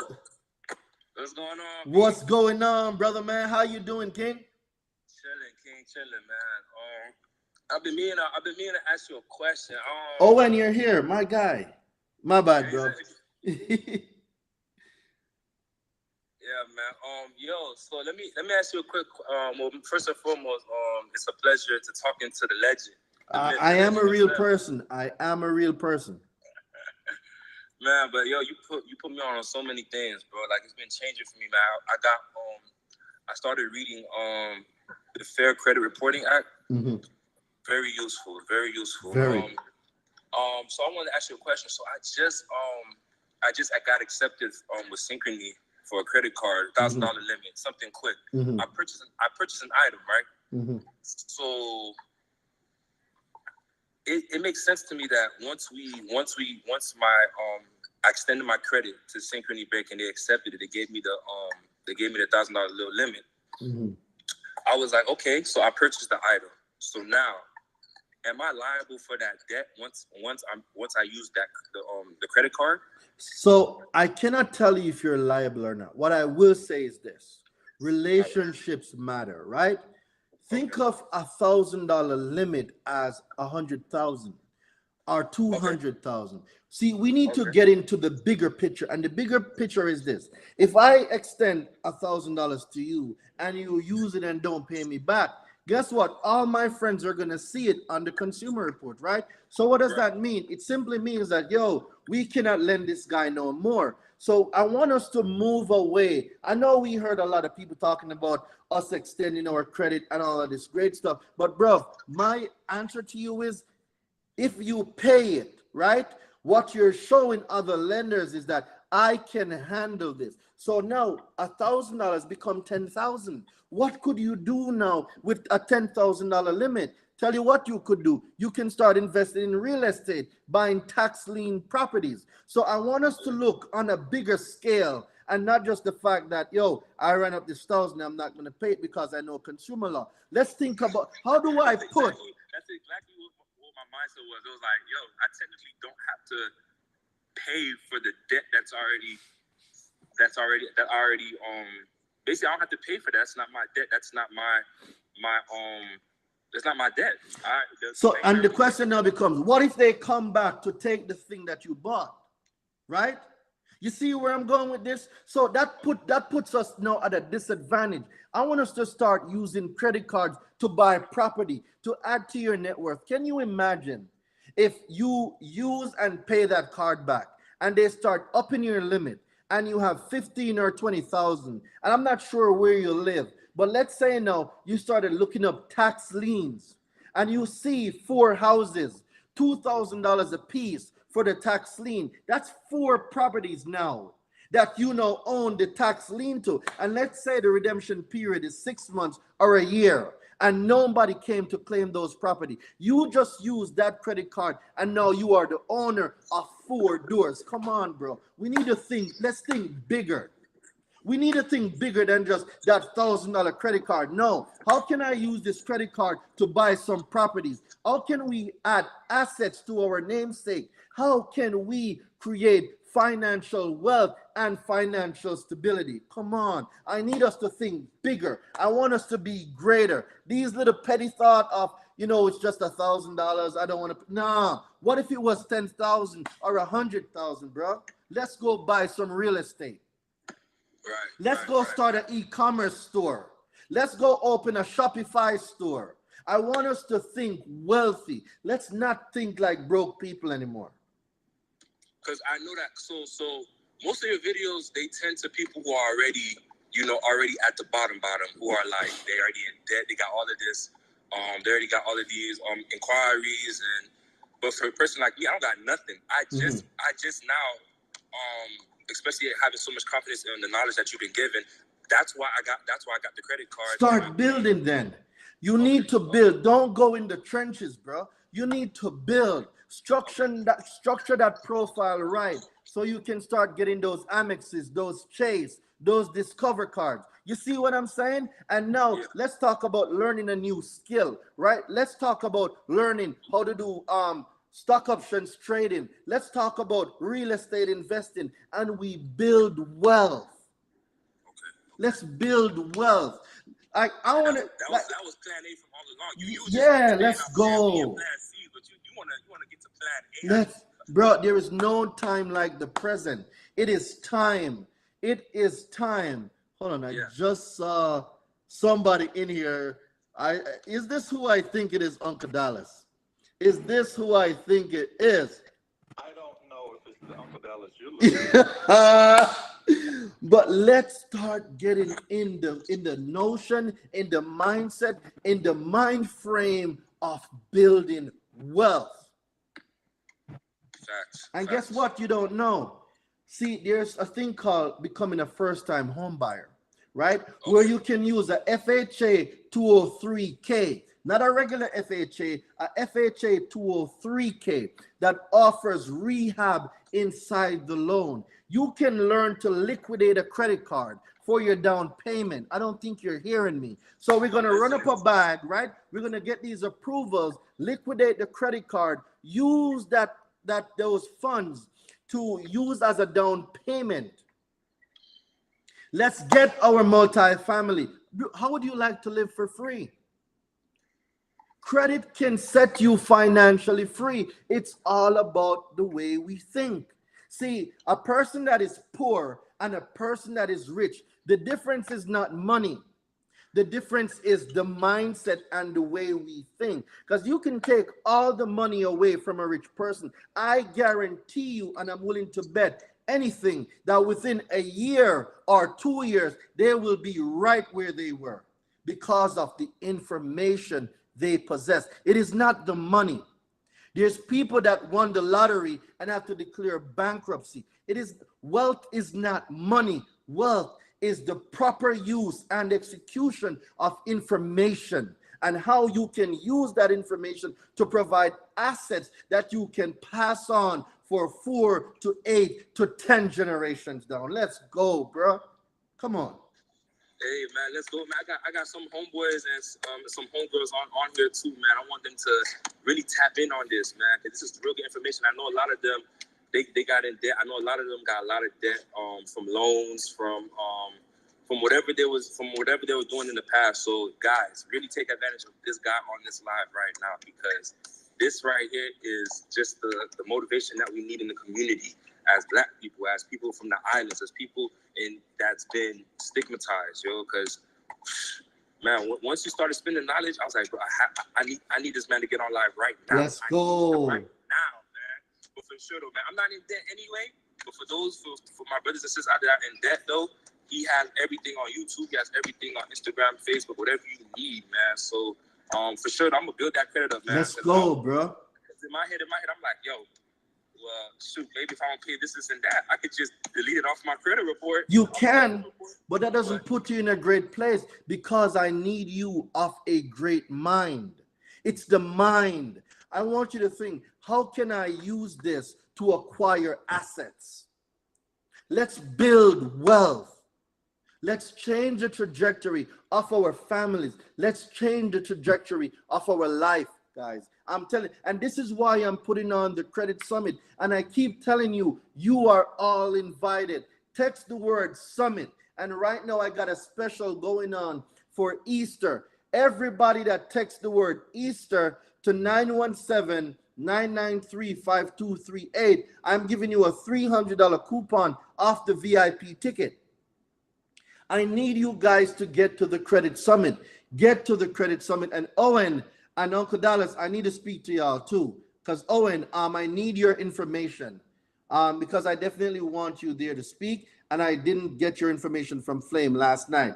So I definitely need your information, Owen. And for those of you that don't know who Owen is, I am going to go into a quick break because I want to introduce three amazing people right now that is on the live. And guys, you guys just have to be at the Credit Summit. So text the word Easter. Text the word Easter to 917-993-5238. For everybody that's going to get the VIP ticket, I am giving you a $300 coupon for Easter because my birthday falls within Easter. So this is a birthday gift from me to you. Text the word Easter to 917-993-5238. So Marsha is on the phone. Hello. All right, boss. So I'm Audi 5000, man. All right, bro. Let's get it. All right. I'll see you soon, brother. See. All right, cool. I'm here. Can you hear me? Oh, yes. So Marsha, let's introduce you to everyone. So because people hear me saying Marsha, but I want you to introduce yourself because we got people on Instagram, we have YouTube, we have Twitch, we have Facebook, we have 4 pages on Facebook going. Marsha, introduce yourself. Let everybody know who you are. Well, real quick, thanks for having this room, Darlene. Well, I'm Marsha Pfeiffer. I've been on Clubhouse for over 2 years now. I think we all started around the same time. Mm-hmm. And I like to consider myself a credit educator and financial educator. I'm all about educating people on credit, personal and business credit, and just making sure that you know the 5 factors. Those are very important in order to get the process going with you, either maintaining your credit or reestablishing your credit. I hate the word credit repair, but I mean, I know it's used broadly. But my thing is, just like you said before about using that to live free, getting your mortgage paid by having, other doors that you have and people renting from you. There's so much that we could do with our credit. So we want to be able to use the credit to scale and leverage and to build a generational wealth. It can happen. So you guys just have to make sure that you're following, you're taking the action, and it's so important. Get your utilization down, pay on time, and these things can happen for you. All right. Thanks, Darwin. No problem. And guys, I got a guy here, man. Owen. When he talks, you think you're talking to James Bond. This guy got an amazing British accent, right? Like I won't even introduce him. I'll let him introduce himself. My guy Owen from the Points Guy. What's going on, Owen? Good morning, good afternoon, or indeed good evening to you all. For those that don't know me, my name is Owen, or apparently the guy who sounds like James Bond. I am known as the Points Partner. And what I do is I help individuals maximize their credit card benefits. And I help people get as many credit card points and air miles as is mathematically possible for their lifestyle. And then I teach people how to use said points efficiently. In other words, I put people on beds, on planes for free. That is what I do for a living. My website, thepointspartner.com, is the #1 independent website in America for credit card applications, and more importantly, approvals of those applications. I also do a bunch of public speaking. I have a regular spot on Good Morning America. I have online courses. I do after dinner speaking. I do the rounds on, all the YouTube universities and Zoom calls and all that good stuff. And I love it here on Clubhouse. And I'm here. I spend a lot of time in these credit-related rooms, more so than I do the travel rooms. And the reason for that is that I see the bigger picture. The bigger picture is actually an educational one.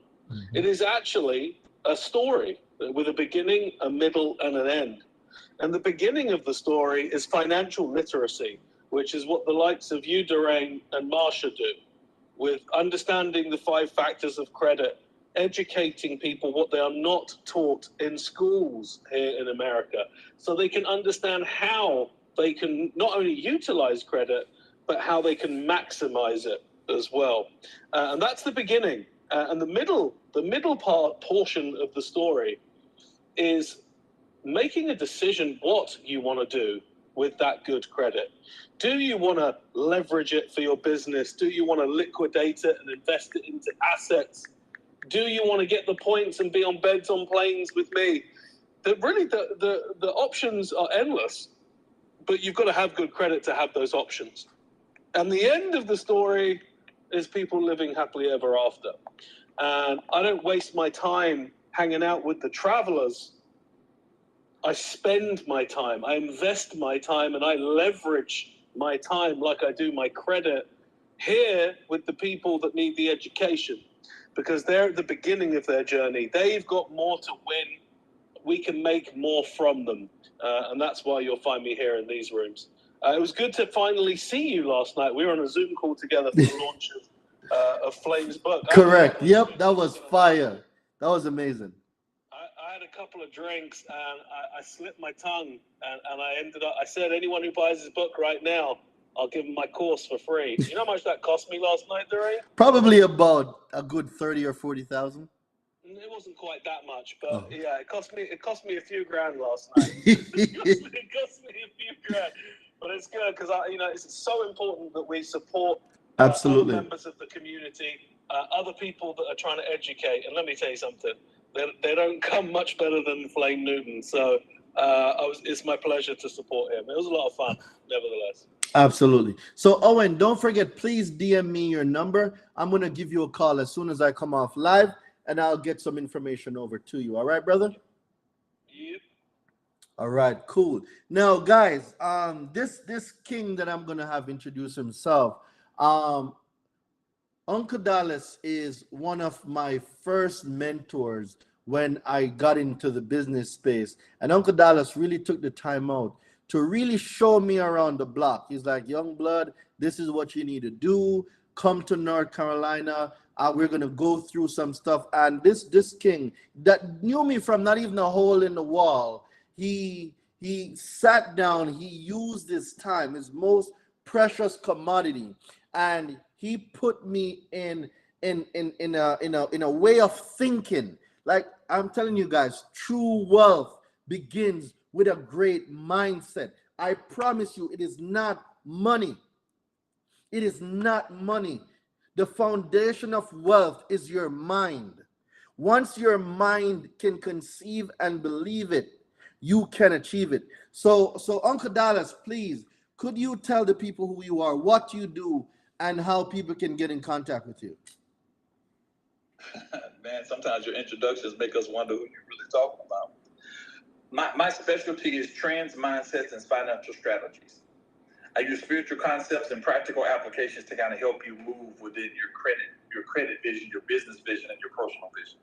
One of the things I've always learned is that what a man can conceive, you have to speak to it, move toward it, and then reach for it. Speak to it, move toward it, and then reach for it.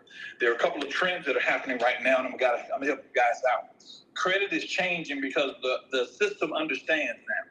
People are being sued, and they're moving you into a position where your credit profile is going to be as close to permanent as possible. I'm watching the trends as we go into a financial system where digital currency becomes prevalent. You need to get your credit ready right now. Write this down, everybody. You need to move everything to your business. Why? Because it's harder to turn a business off than it is to do something personal, number one. Number two, you need protection. You need to get trust into place. Number three, do not use your credit for personal, because what that does is that puts you on the radar, put everything in your business. The structure is understanding that what you are doing is not based on what you have in your pocket, it's based on what you have in your mind. I was a pastor. I'm a pastor now for 30 years, and I teach the same concept. There's a concept that says, as a man thinketh in his heart, so is he. Some of us have thought just as limited as our pockets are instead of unlimited as our minds are. Every idea you have, you use that idea in so many different transitions. For example, let's say you have an idea for a cookie. Then you turn the cookie into a supply for every bit, the flour, everything that happens for a cookie. You turn the supply into a training. You turn the training into a warehouse. You take whatever idea and you use that idea at the magnitude that you can, and all of that is based on your credit. You are never to put yourself in a position where you are financially attached to anything. You should be able to drop it and move to the next thing. The strategies that you have should always be strategies. Watch this. You should never create a business that you have to work. You are not trying to go from one job to another job. You're creating businesses so other people can work those businesses for you. Get your credit together, move it to your business. Get your protection, get your trust. Get yourself in a situation where those things that you're doing right now are not connected to you, nor are you obligated to those things. And number three, always have a spiritual concept. Always have something where you are connected to something spiritual or something greater than yourself. Those will keep you out of depression. Those will keep you in transformation, and those will take you to the next level. I'm William Dallas. They call me Uncle Dallas. You can find me on TikTok on Uncle Dallas. I think I got 189,000 followers. On Instagram, on Higher Talk. Just look up Uncle Dallas and you'll find me. That's my word. I relax and I rest my mic. Peace. Let's go, guys. I'm telling you, like, it is amazing how God put people in your life, and I'm telling you, man. I'm telling you. Um. Oh, by the way, Uncle Dallas, I'm closer to you now. I now live in Atlanta, so you are probably about 2 hours away. Um. I I definitely want to put something on the schedule. I need to come see you, and there's so much I need to tell you. So much has happened. You will be just shocked out of your mind. I got so much to tell you. The jet thing is coming to pass. I got so much to tell you, man. You got no idea, man. I got so much to tell you.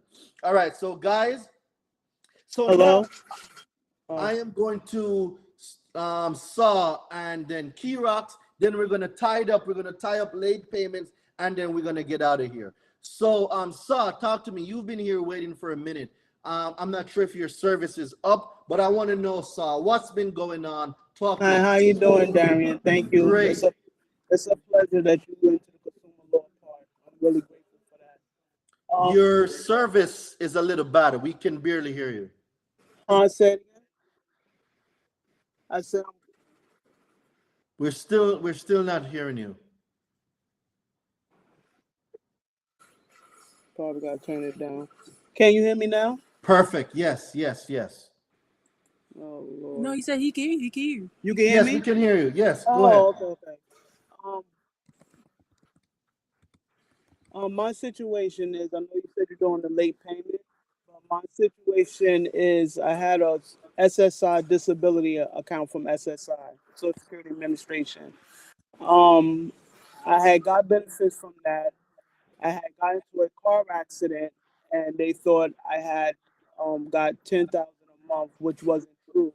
It was a one-time thing, and I had to prove to the people that where the money was spent, because that's what they asked me. But after that, they closed my account, my SSI disability. Then my husband passed away. I'm getting survival benefits, and they transfer that to his account where they're taking money out. But on the credit report of Experian, they was showing that it was being paid off, but it stopped, and now it's showing on my credit report collections. But they're still taking money out, and I have proof and paperwork for that. And I called the people up myself, and they said they're not going to do nothing until I pay everything off to get it off the credit report. Okay, so as it pertains to your consumer report, this I can give you information on, but as it pertains to like the garnishment and then withdrawing funds, you're going to need a different expert for that. So when it comes to your credit, the first thing I want you to comprehend is this. In order for any corporation to put anything on your credit, permission must be given. That means you have to give them permission to do it. If you didn't, it is a violation of 15 USC 6802 and 6801. So there's an account deletion letter on my website that you can use to get that account deleted. You need to learn the consumer law part and enforce that, and you're sending it directly to the person that is furnishing it on your credit. You're not sending it to Experian. You're not sending it to TransUnion. You are sending it directly to the company that is reporting the account on your credit. Okay. Thank you, Darren. You're absolutely welcome. I appreciate your help. You're very welcome.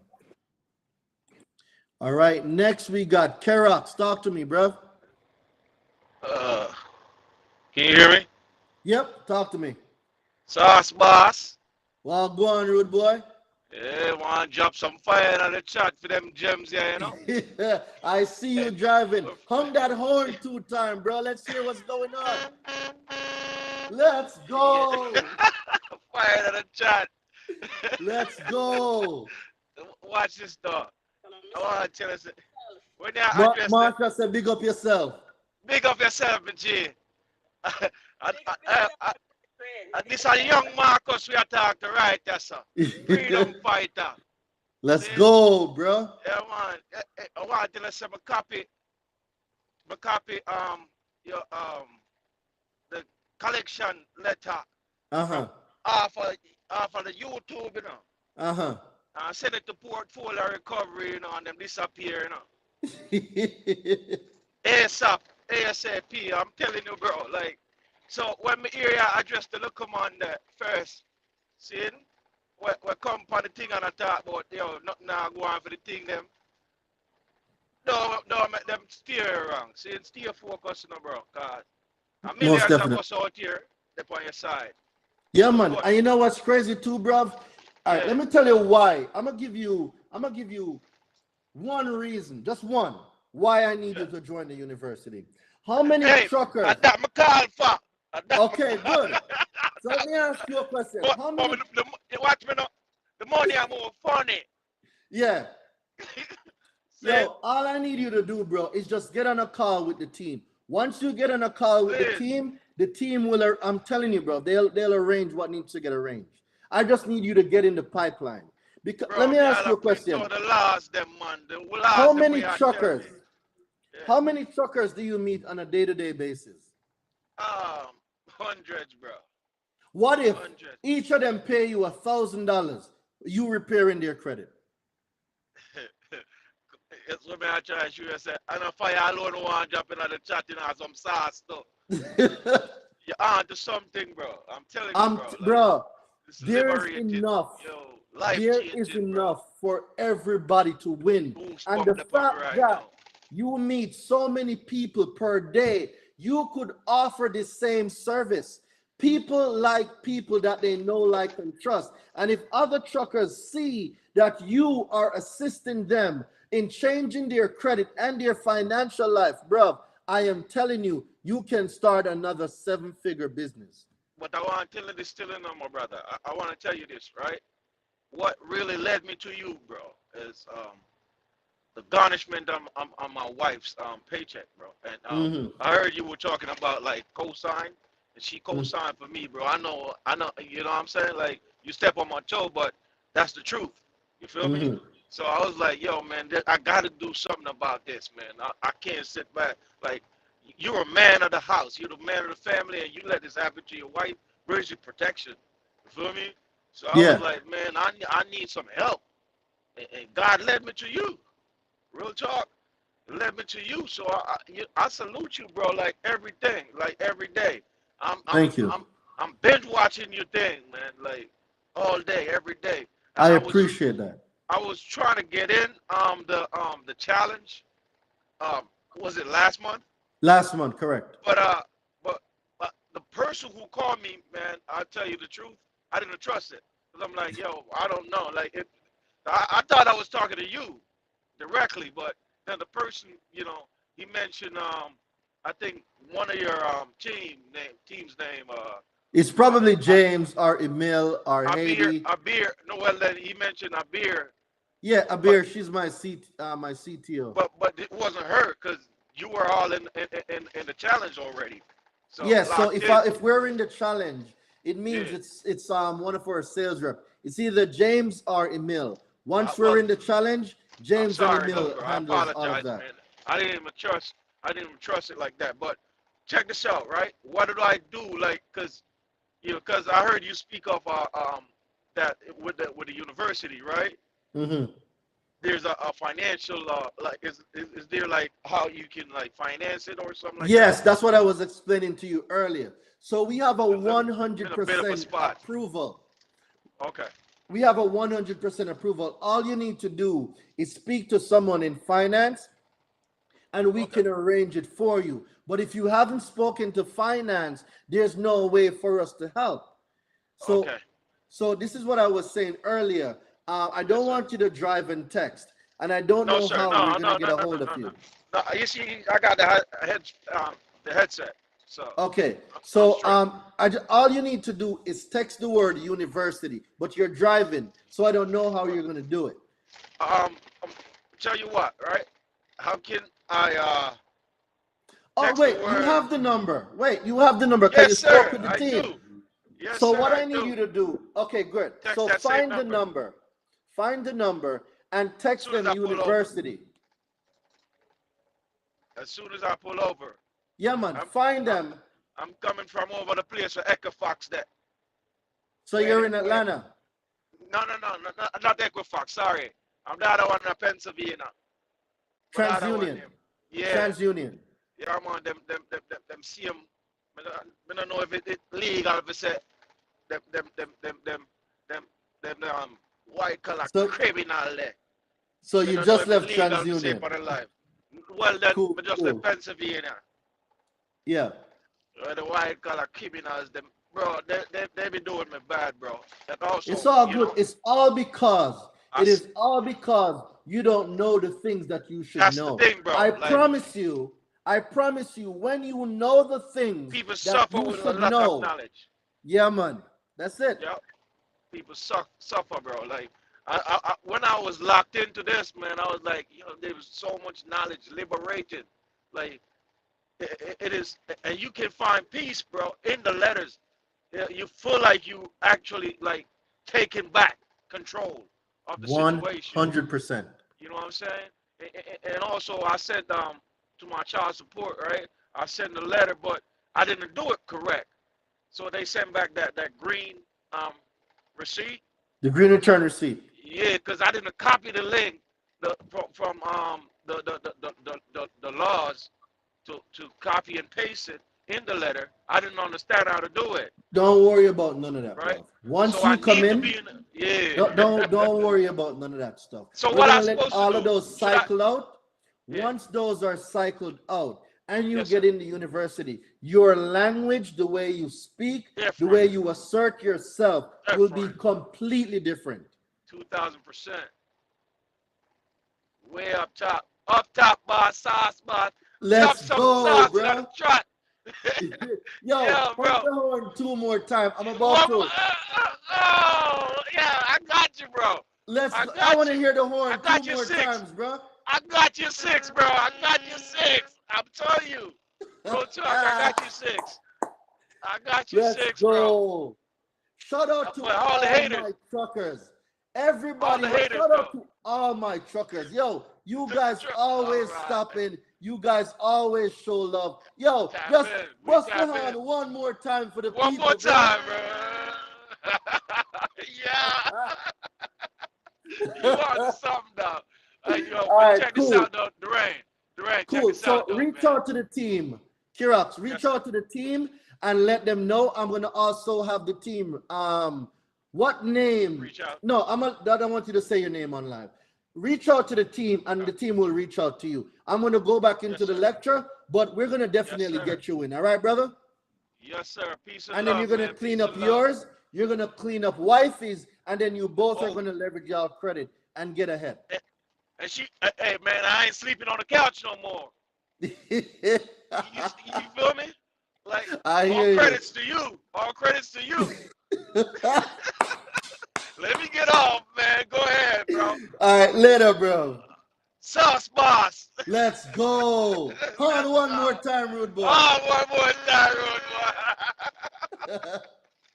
All right, bro. All right, cool. Oh man, guys, you don't know how I love things like this. Like this. This is why I do this. Like y'all don't even know, man. I love changing people's lives. I enjoy this. Like I could sit and talk for hours. Let's go, Kira. Let's go. Definitely looking forward to meeting you and for you joining the university. Guys, definitely tap in. I need you guys to tap into the credit summit. Text the word Easter. Text the word Easter to 917-993-5238 to get a $300 coupon off the VIP ticket. This is only for 72 hours only.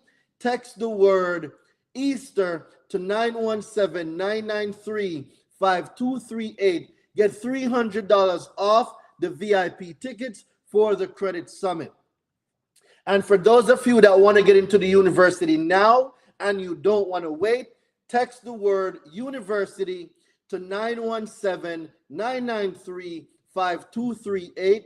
That's text the word university to 917-993-5238. Now we're going to go into late payments, and let's get these late payments deleted. So I just got a text. I need to share this with you guys. I just got a text, and it says, I just got one of my negative accounts deleted. So this person was a very great friend of mine. She was on my challenge. She was on my 5-day challenge. She pulled her credit reports. She had some accounts with Bank of America, and Bank of America for almost 3 years, she had this issue with Bank of America, and they would not delete the negative items off her credit. But she came on the 5 days challenge. She sent out the letters, and I just got a text today. I got one of my negative accounts deleted, and I see the teary eye, the celebration. So shout out to you, Kay, for getting the for getting those negative accounts deleted. Definitely a video review for sure. Definitely a video and Google review. That would be great. And Google review. Love it, love it, love it. All right, cool. So guys, drop some fire in the chat for Kay for taking her power back and getting some of her negative accounts deleted. Let's go, Kay. Let's go, let's go. All right. So now late payments. After late payments, we're going to go into charge off. So Lorenz, I did not forget you. We're going to go into charge offs after late payments. So guys, there is no such thing as a late payment. And even though people tell you that payment history is a credit factor, it's not necessarily a credit factor.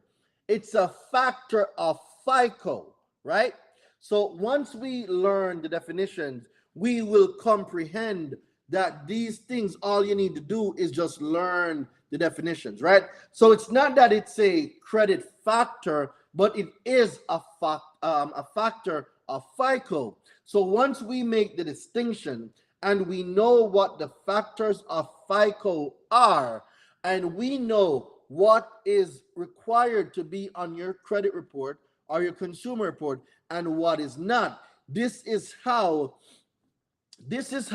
we use consumer law. So the first thing I want you guys to go is go to 15 USC 1681 under definitions, rules of construct. That is very important. While we're at definition, rules of construct, you're going to go down to number 2. Can somebody tell me what the word exclusion means? Just drop it in the chat. If you know what the word exclusion means, I want you to drop it in the chat. It is important that you know what the word exclusion means if we're going to delete late payments. What does the word exclusions mean? Right? Someone said not included. All right. Darius, we're at 15 USC 1681A. So for those of you that have your phone or a secondary device, you can pull it up and follow along. She got it, says keep out. All right. You guys are all correct. So exclusions, right? Exclusions. Except as provided in paragraph 3, the term consumer report does not include. Can everyone put does not include in the chat? Put does not include in the chat for me. Everyone, put does not include in the chat. So it says consumer report. Let's find out what the definition of a consumer report is. It's important that we know these definitions, right?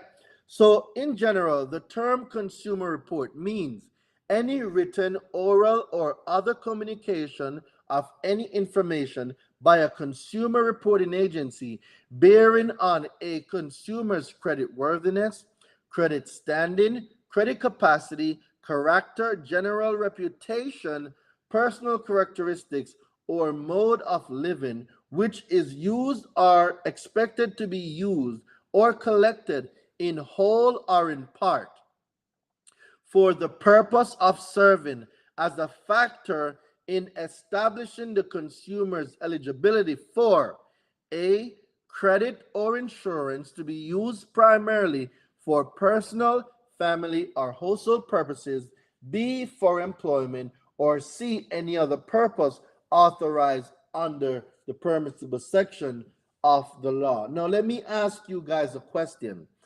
Did you hear at any time in the definition of your consumer report, did the word FICO come up? Did the word FICO score come up? Did the word Vantage or Vantage score comes up? Can anyone tell me if FICO or Vantage or FICO score or Vantage score came up in the definition of what your consumer report is?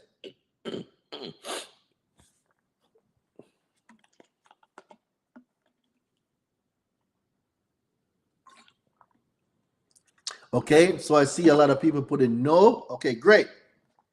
So now we specifically know, we know without a shadow of a doubt, right? We know without a shadow of a doubt that your consumer report does not contain FICO or Vantage. Yes, we know this now. All right, cool. All right, let's boom, boom, boom. I hear something.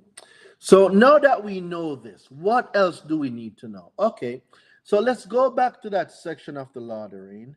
And what we're going to do now is we're going to find out what else is there. So now it says, except as provided in paragraph 3, the term consumer report does not include. And it's going to speak on subject to subsection 1681S of this title.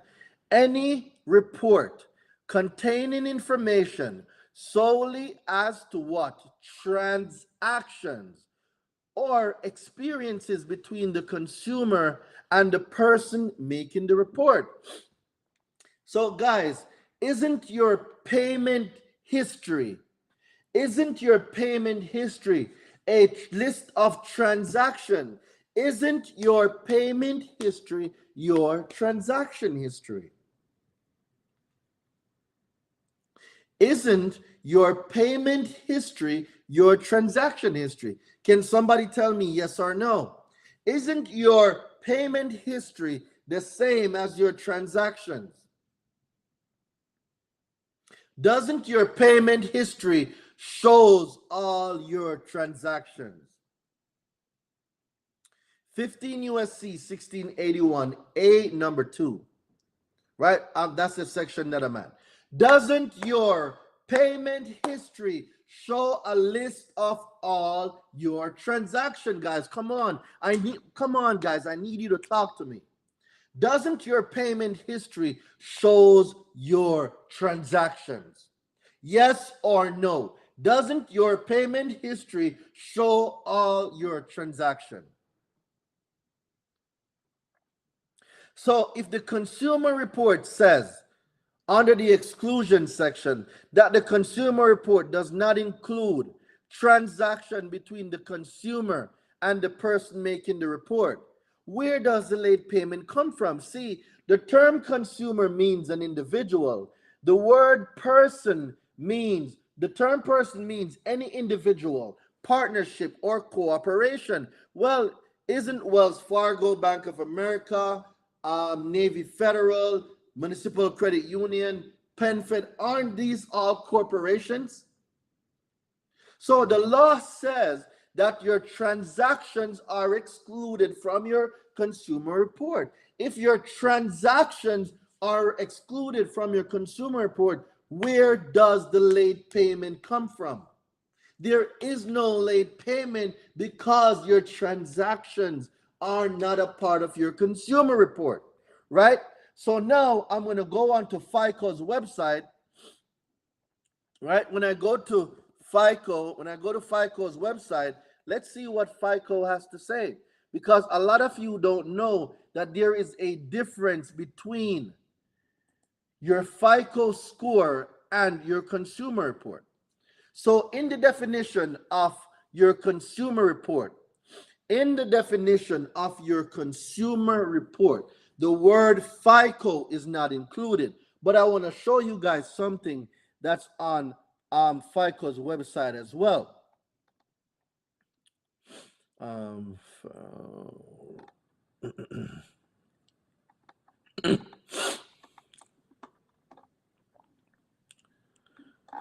FICO's website, there's a section. Where is it? Where is it? Where is it? Loan, because FICO scores are calculated based on the information you have the ability to influence. Score by paying bills on time. Okay. Can you think of a score? There's a section here. When I tell you guys that the word FICO are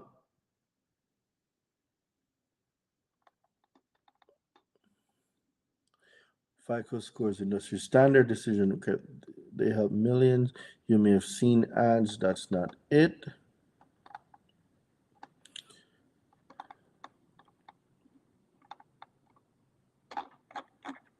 There is a section, FICO scores versus credit scores. Okay, I think it's in here.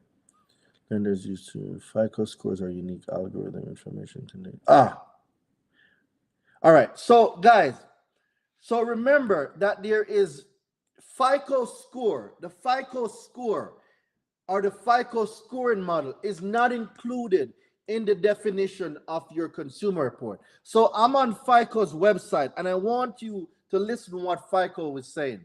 FICO score uses unique algorithms to calculate your credit risk based on the information contained in your credit reports.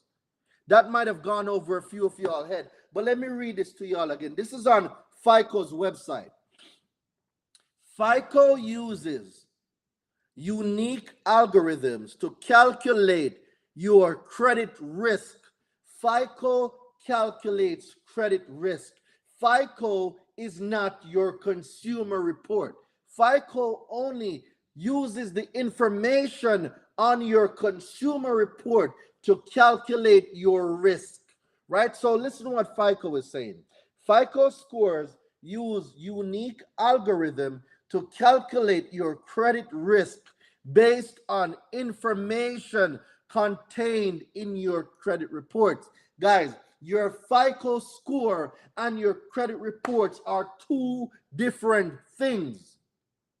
Your FICO score and your credit score, your consumer report are separate things. They are not the same. Late payment is a factor on FICO scoring model, not on your consumer report. The FICO score does not exist without your consumer report. Your consumer report exists independently without a FICO score. Right now, if you go to annualcreditreport.com and pull your report, there is no score on it. Your consumer report. Say again, Marsha? Huh? And you had me on mic because I'm over here shaking my head because we pay for the score. It has nothing to do with the report.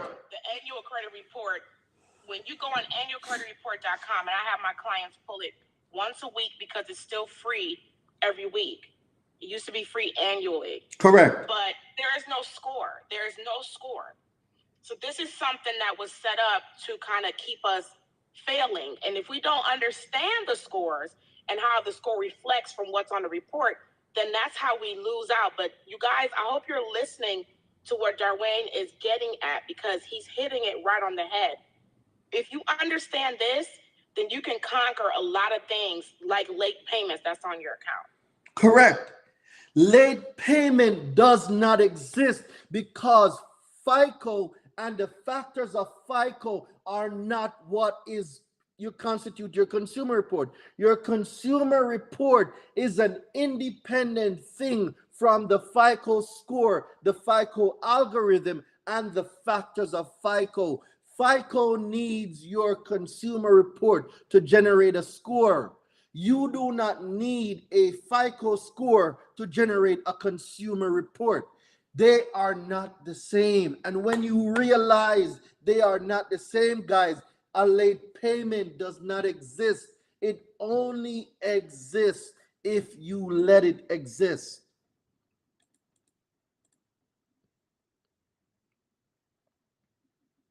Right?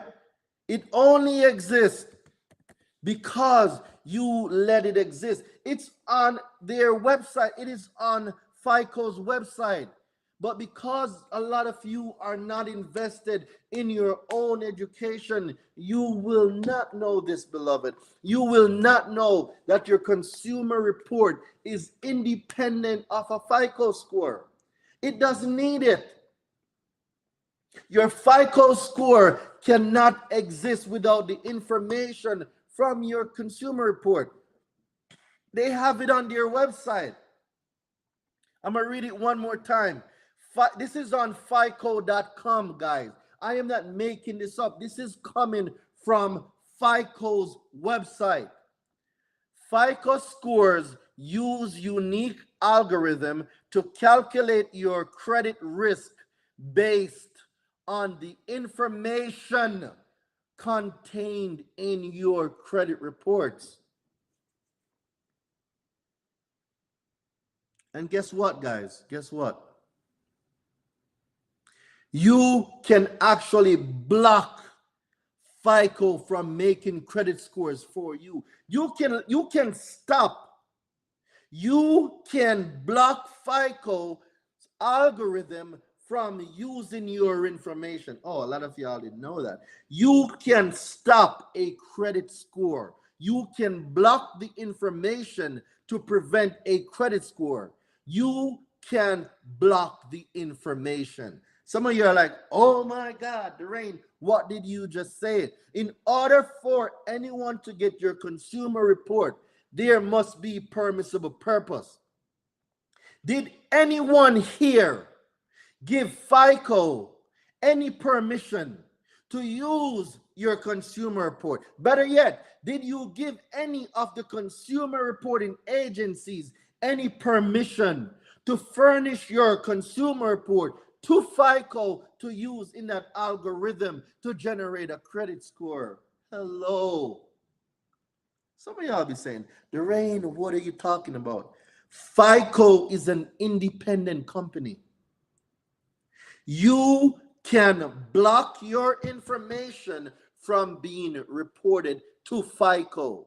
You did not, like, you can sue Equifax, TransUnion, and Experian for furnishing your information to FICO, guys.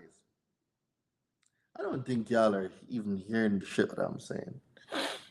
Marsha, is this too technical? Like, am I nerding out right now, or am I just going like?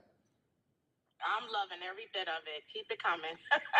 Like, do y'all really comprehend what I'm saying? Like, guys, there's about 150 of y'all on here combined.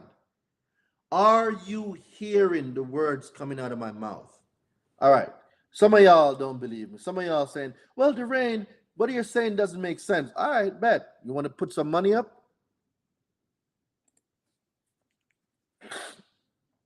15 USC 1681B, permissible purpose of consumer reports.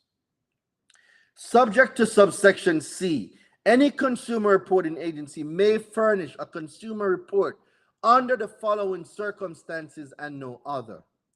Number 2 says, in accordance with written instructions of the consumer to whom it relates. And then number 3 says, to a person which it has reason to believe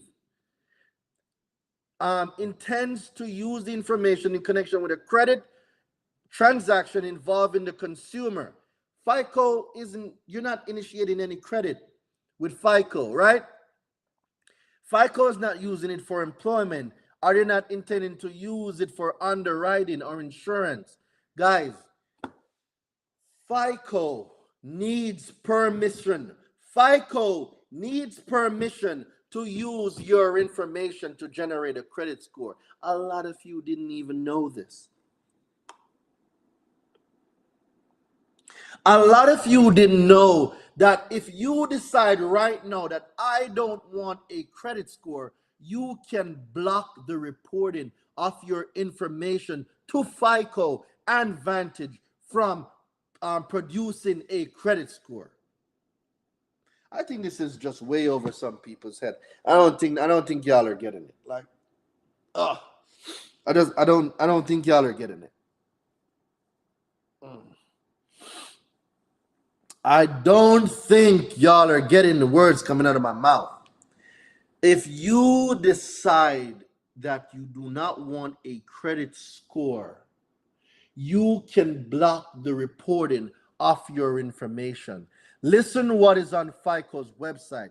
FICO score uses unique algorithm to calculate your credit risk based on information. The only way for them to get that information is for you to give permissible purpose. If you did not give permissible purpose, they cannot report it, because a consumer reporting agency can only furnish a consumer report under the following circumstances and no other to a person which it has reason to believe has a purpose, and that purpose must have a permissible purpose. There must be a certification of why the information is being used, why it's being procured, and who it's going to be furnished to. And they must also have written instructions. Guys, this is why when I come on live, they ban my lives.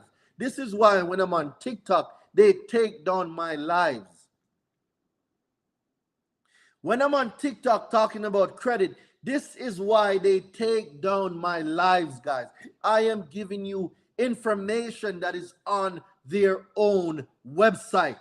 You cannot deny the fact that what I'm telling you is on their website. So whether anybody listening to this right now likes me or not, it doesn't change the fact that it is true that you control your consumer report. It doesn't change the fact that late payment is illegal. It doesn't change the fact that you control what gets reported. It doesn't change the fact that you can delete anything from your credit. So whether you like me or not, it still doesn't change the fact that you control your credit. FICO is not a part of your consumer report.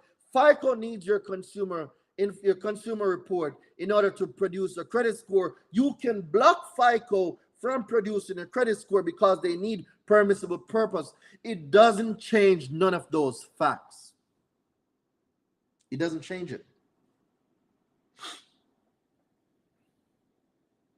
Sheesh, somebody get the credit here or some water.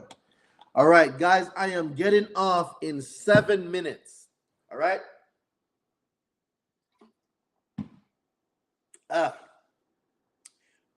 My voice is going. I am getting off in 7 minutes, guys. This Easter special that I'm giving. Text the word Easter to 917-993-5238. Text the word Easter to 917-993-5238 to get a $300 coupon off the VIP Credit Summit tickets. All right. So if you're going to be at the Credit Summit and you want to be VIP, I am having an Easter promotion. It's for 72 hours. Text the word Easter to 917-993-5238 to get a $300 coupon off the VIP,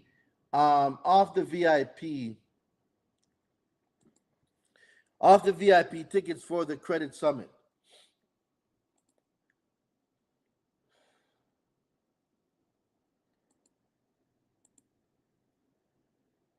All right.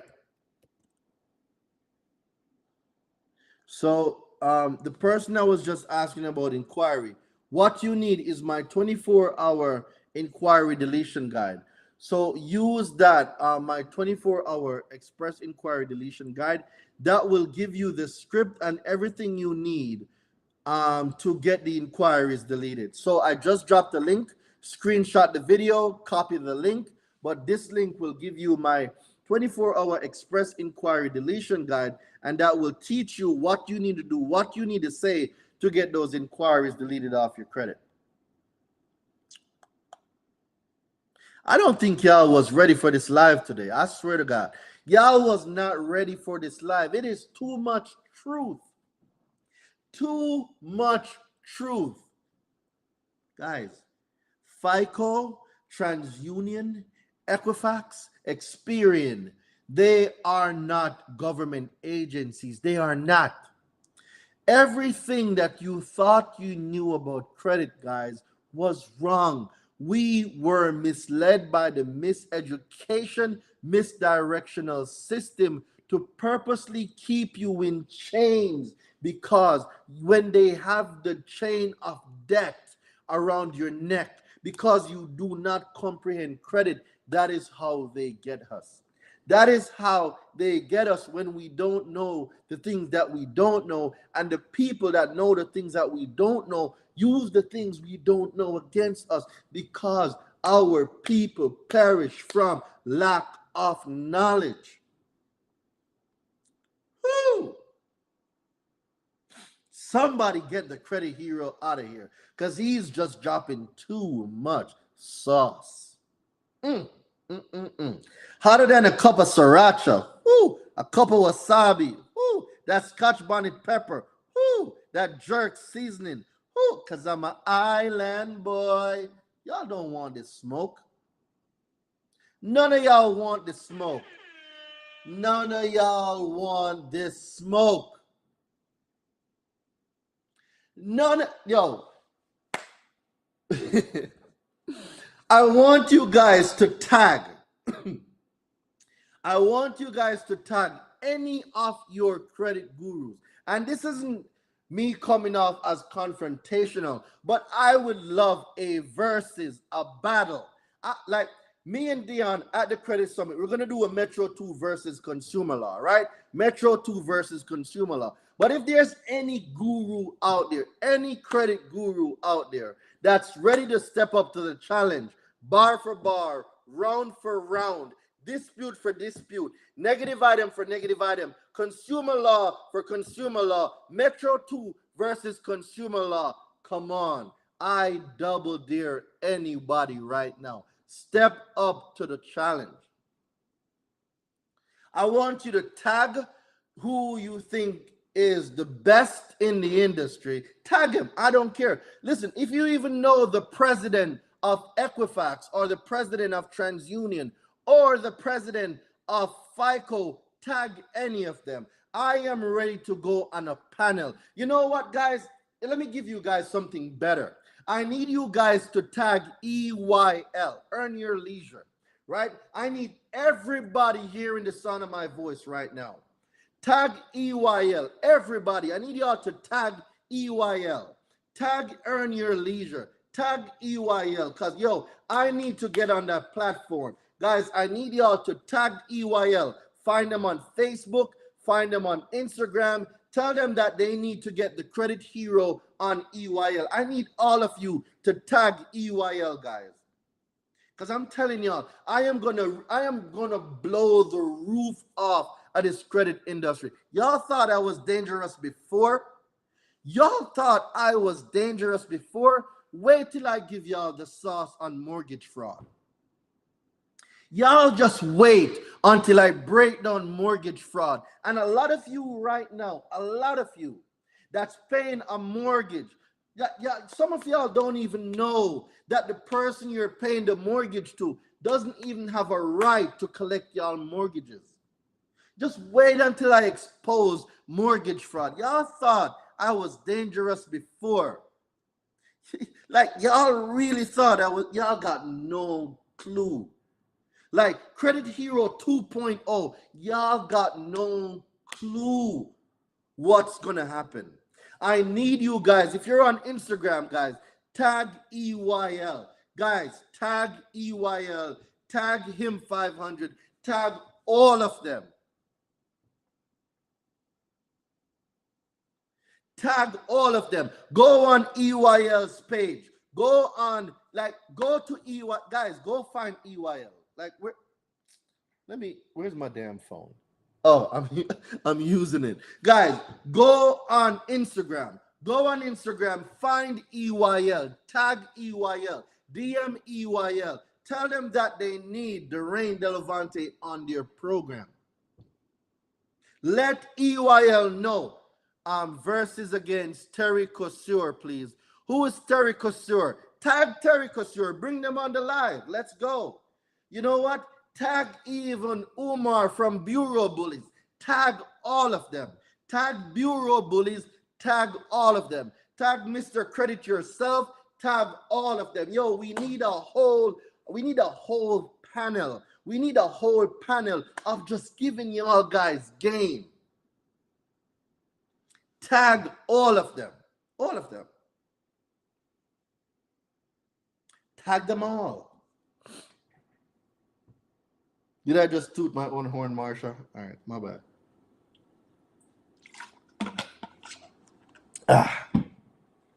I'm just saying, guys, I want to give you guys the best information. And the best information is put me in the room. You know what? Let's get Dave Ramsey too. How about that? Let's get Dave Ramsey on the panel.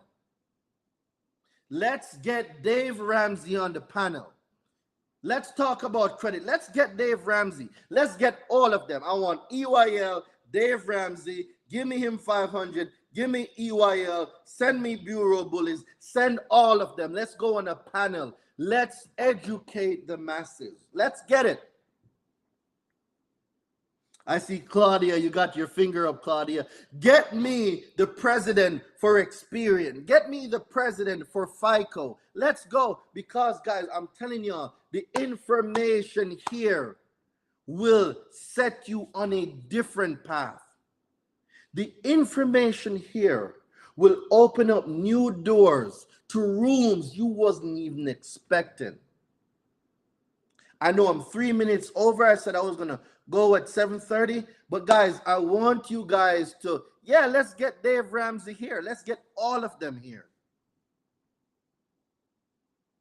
Put me on a stage with Dave Ramsey. If any of y'all can make this happen, let's talk about credit. Put me on a stage with Dave Ramsey. Put me on a stage. So anyone hearing the sound of my voice right now, tag EYL, tag him 500, tag Umar from Bureau Bullies, tag who else? I don't know. Anybody in the credit space, let's get it.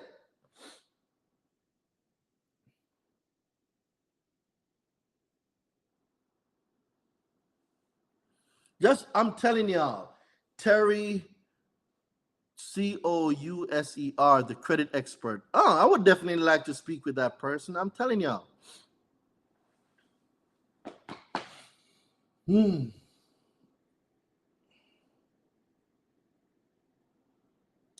I'll tell Anthony. I'm not sure who Anthony is, but I would love to speak with Anthony too. Guys, when it comes to your credit, and I'm going to leave in a road to 750 plus. I'm going to leave in a few. Yes, Anthony O'Neill. I definitely want to speak to that brother as well. Garrick, if you can get me in touch with Anthony O'Neill, I would be forever grateful. I am telling y'all, beloved, you control everything. You control everything. Do not, beloved, please, do not. You and Beehive need to get together. That would be amazing. Yes, that would be, oh my God, that would be amazing. Definitely. Right? So I'm not going to get into the collections now because I'm about to go. I'm a little strapped for time. Guys, listen, you control what gets reported. You control what gets reported. These companies, they don't get to report what they want. They report what they get permission to report. They get permission to report what you give them permission to report. It is not the other way around. For FICO to be relevant, if every consumer right now upside of having a FICO score, I am telling you, it's a whole bunch of problem we just stirred up in the credit system.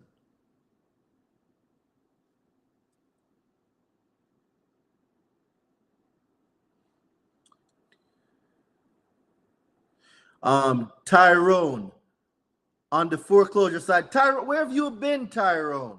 Yo, let's go, Tyrone. We need a conversation, bro. Yes, we need the foreclosure back because I'm telling you guys, the mortgage fraud course is coming soon. The mortgage fraud course is coming soon. Tyrone, I hope I see you Sunday on our call and Monday. Tyrone, we need you back, bro. We need to talk because this mortgage fraud course I'm about to drop is going to be disastrous. Guys, don't forget, get your tickets for the Credit Summit. Text the word Easter to 917-993-5238. Text the word Easter to 917-993-5238 to get $300 off your VIP Credit Summit tickets. All right. The next thing I want to say before I go, I dropped an arbitration ebook. I just dropped an arbitration ebook. It is on my website, DoraineDeLevante.com. I just dropped an arbitration ebook. I have a comprehensive guide to understanding the FCRA and a comprehensive guide to understanding the FDCPA, guys, all on my website. The FDCPA ebook, the FCRA ebook, and the arbitration ebook is on my website, DoraineDeLevante.com. Go to the website and go take a look at the new products that is on the website. Guys, it's time for me to go. I got some stuff that I got to take care of. So, guys, oh my God, what just happened? I swear, man, what's going on with this chat right now? This chat is acting stupid.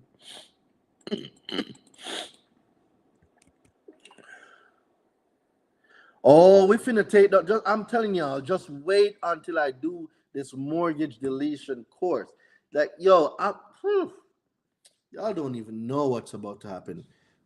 It's about to get crazy, all right? So how do you opt out, and would that affect the mortgage or loan approval? Well, yes, it would. So remember, guys, when you say you don't want the items reported, you're removing those from reported.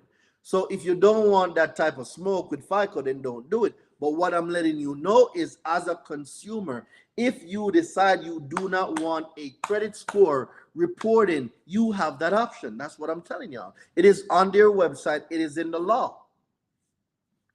Right? So that's what I'm saying.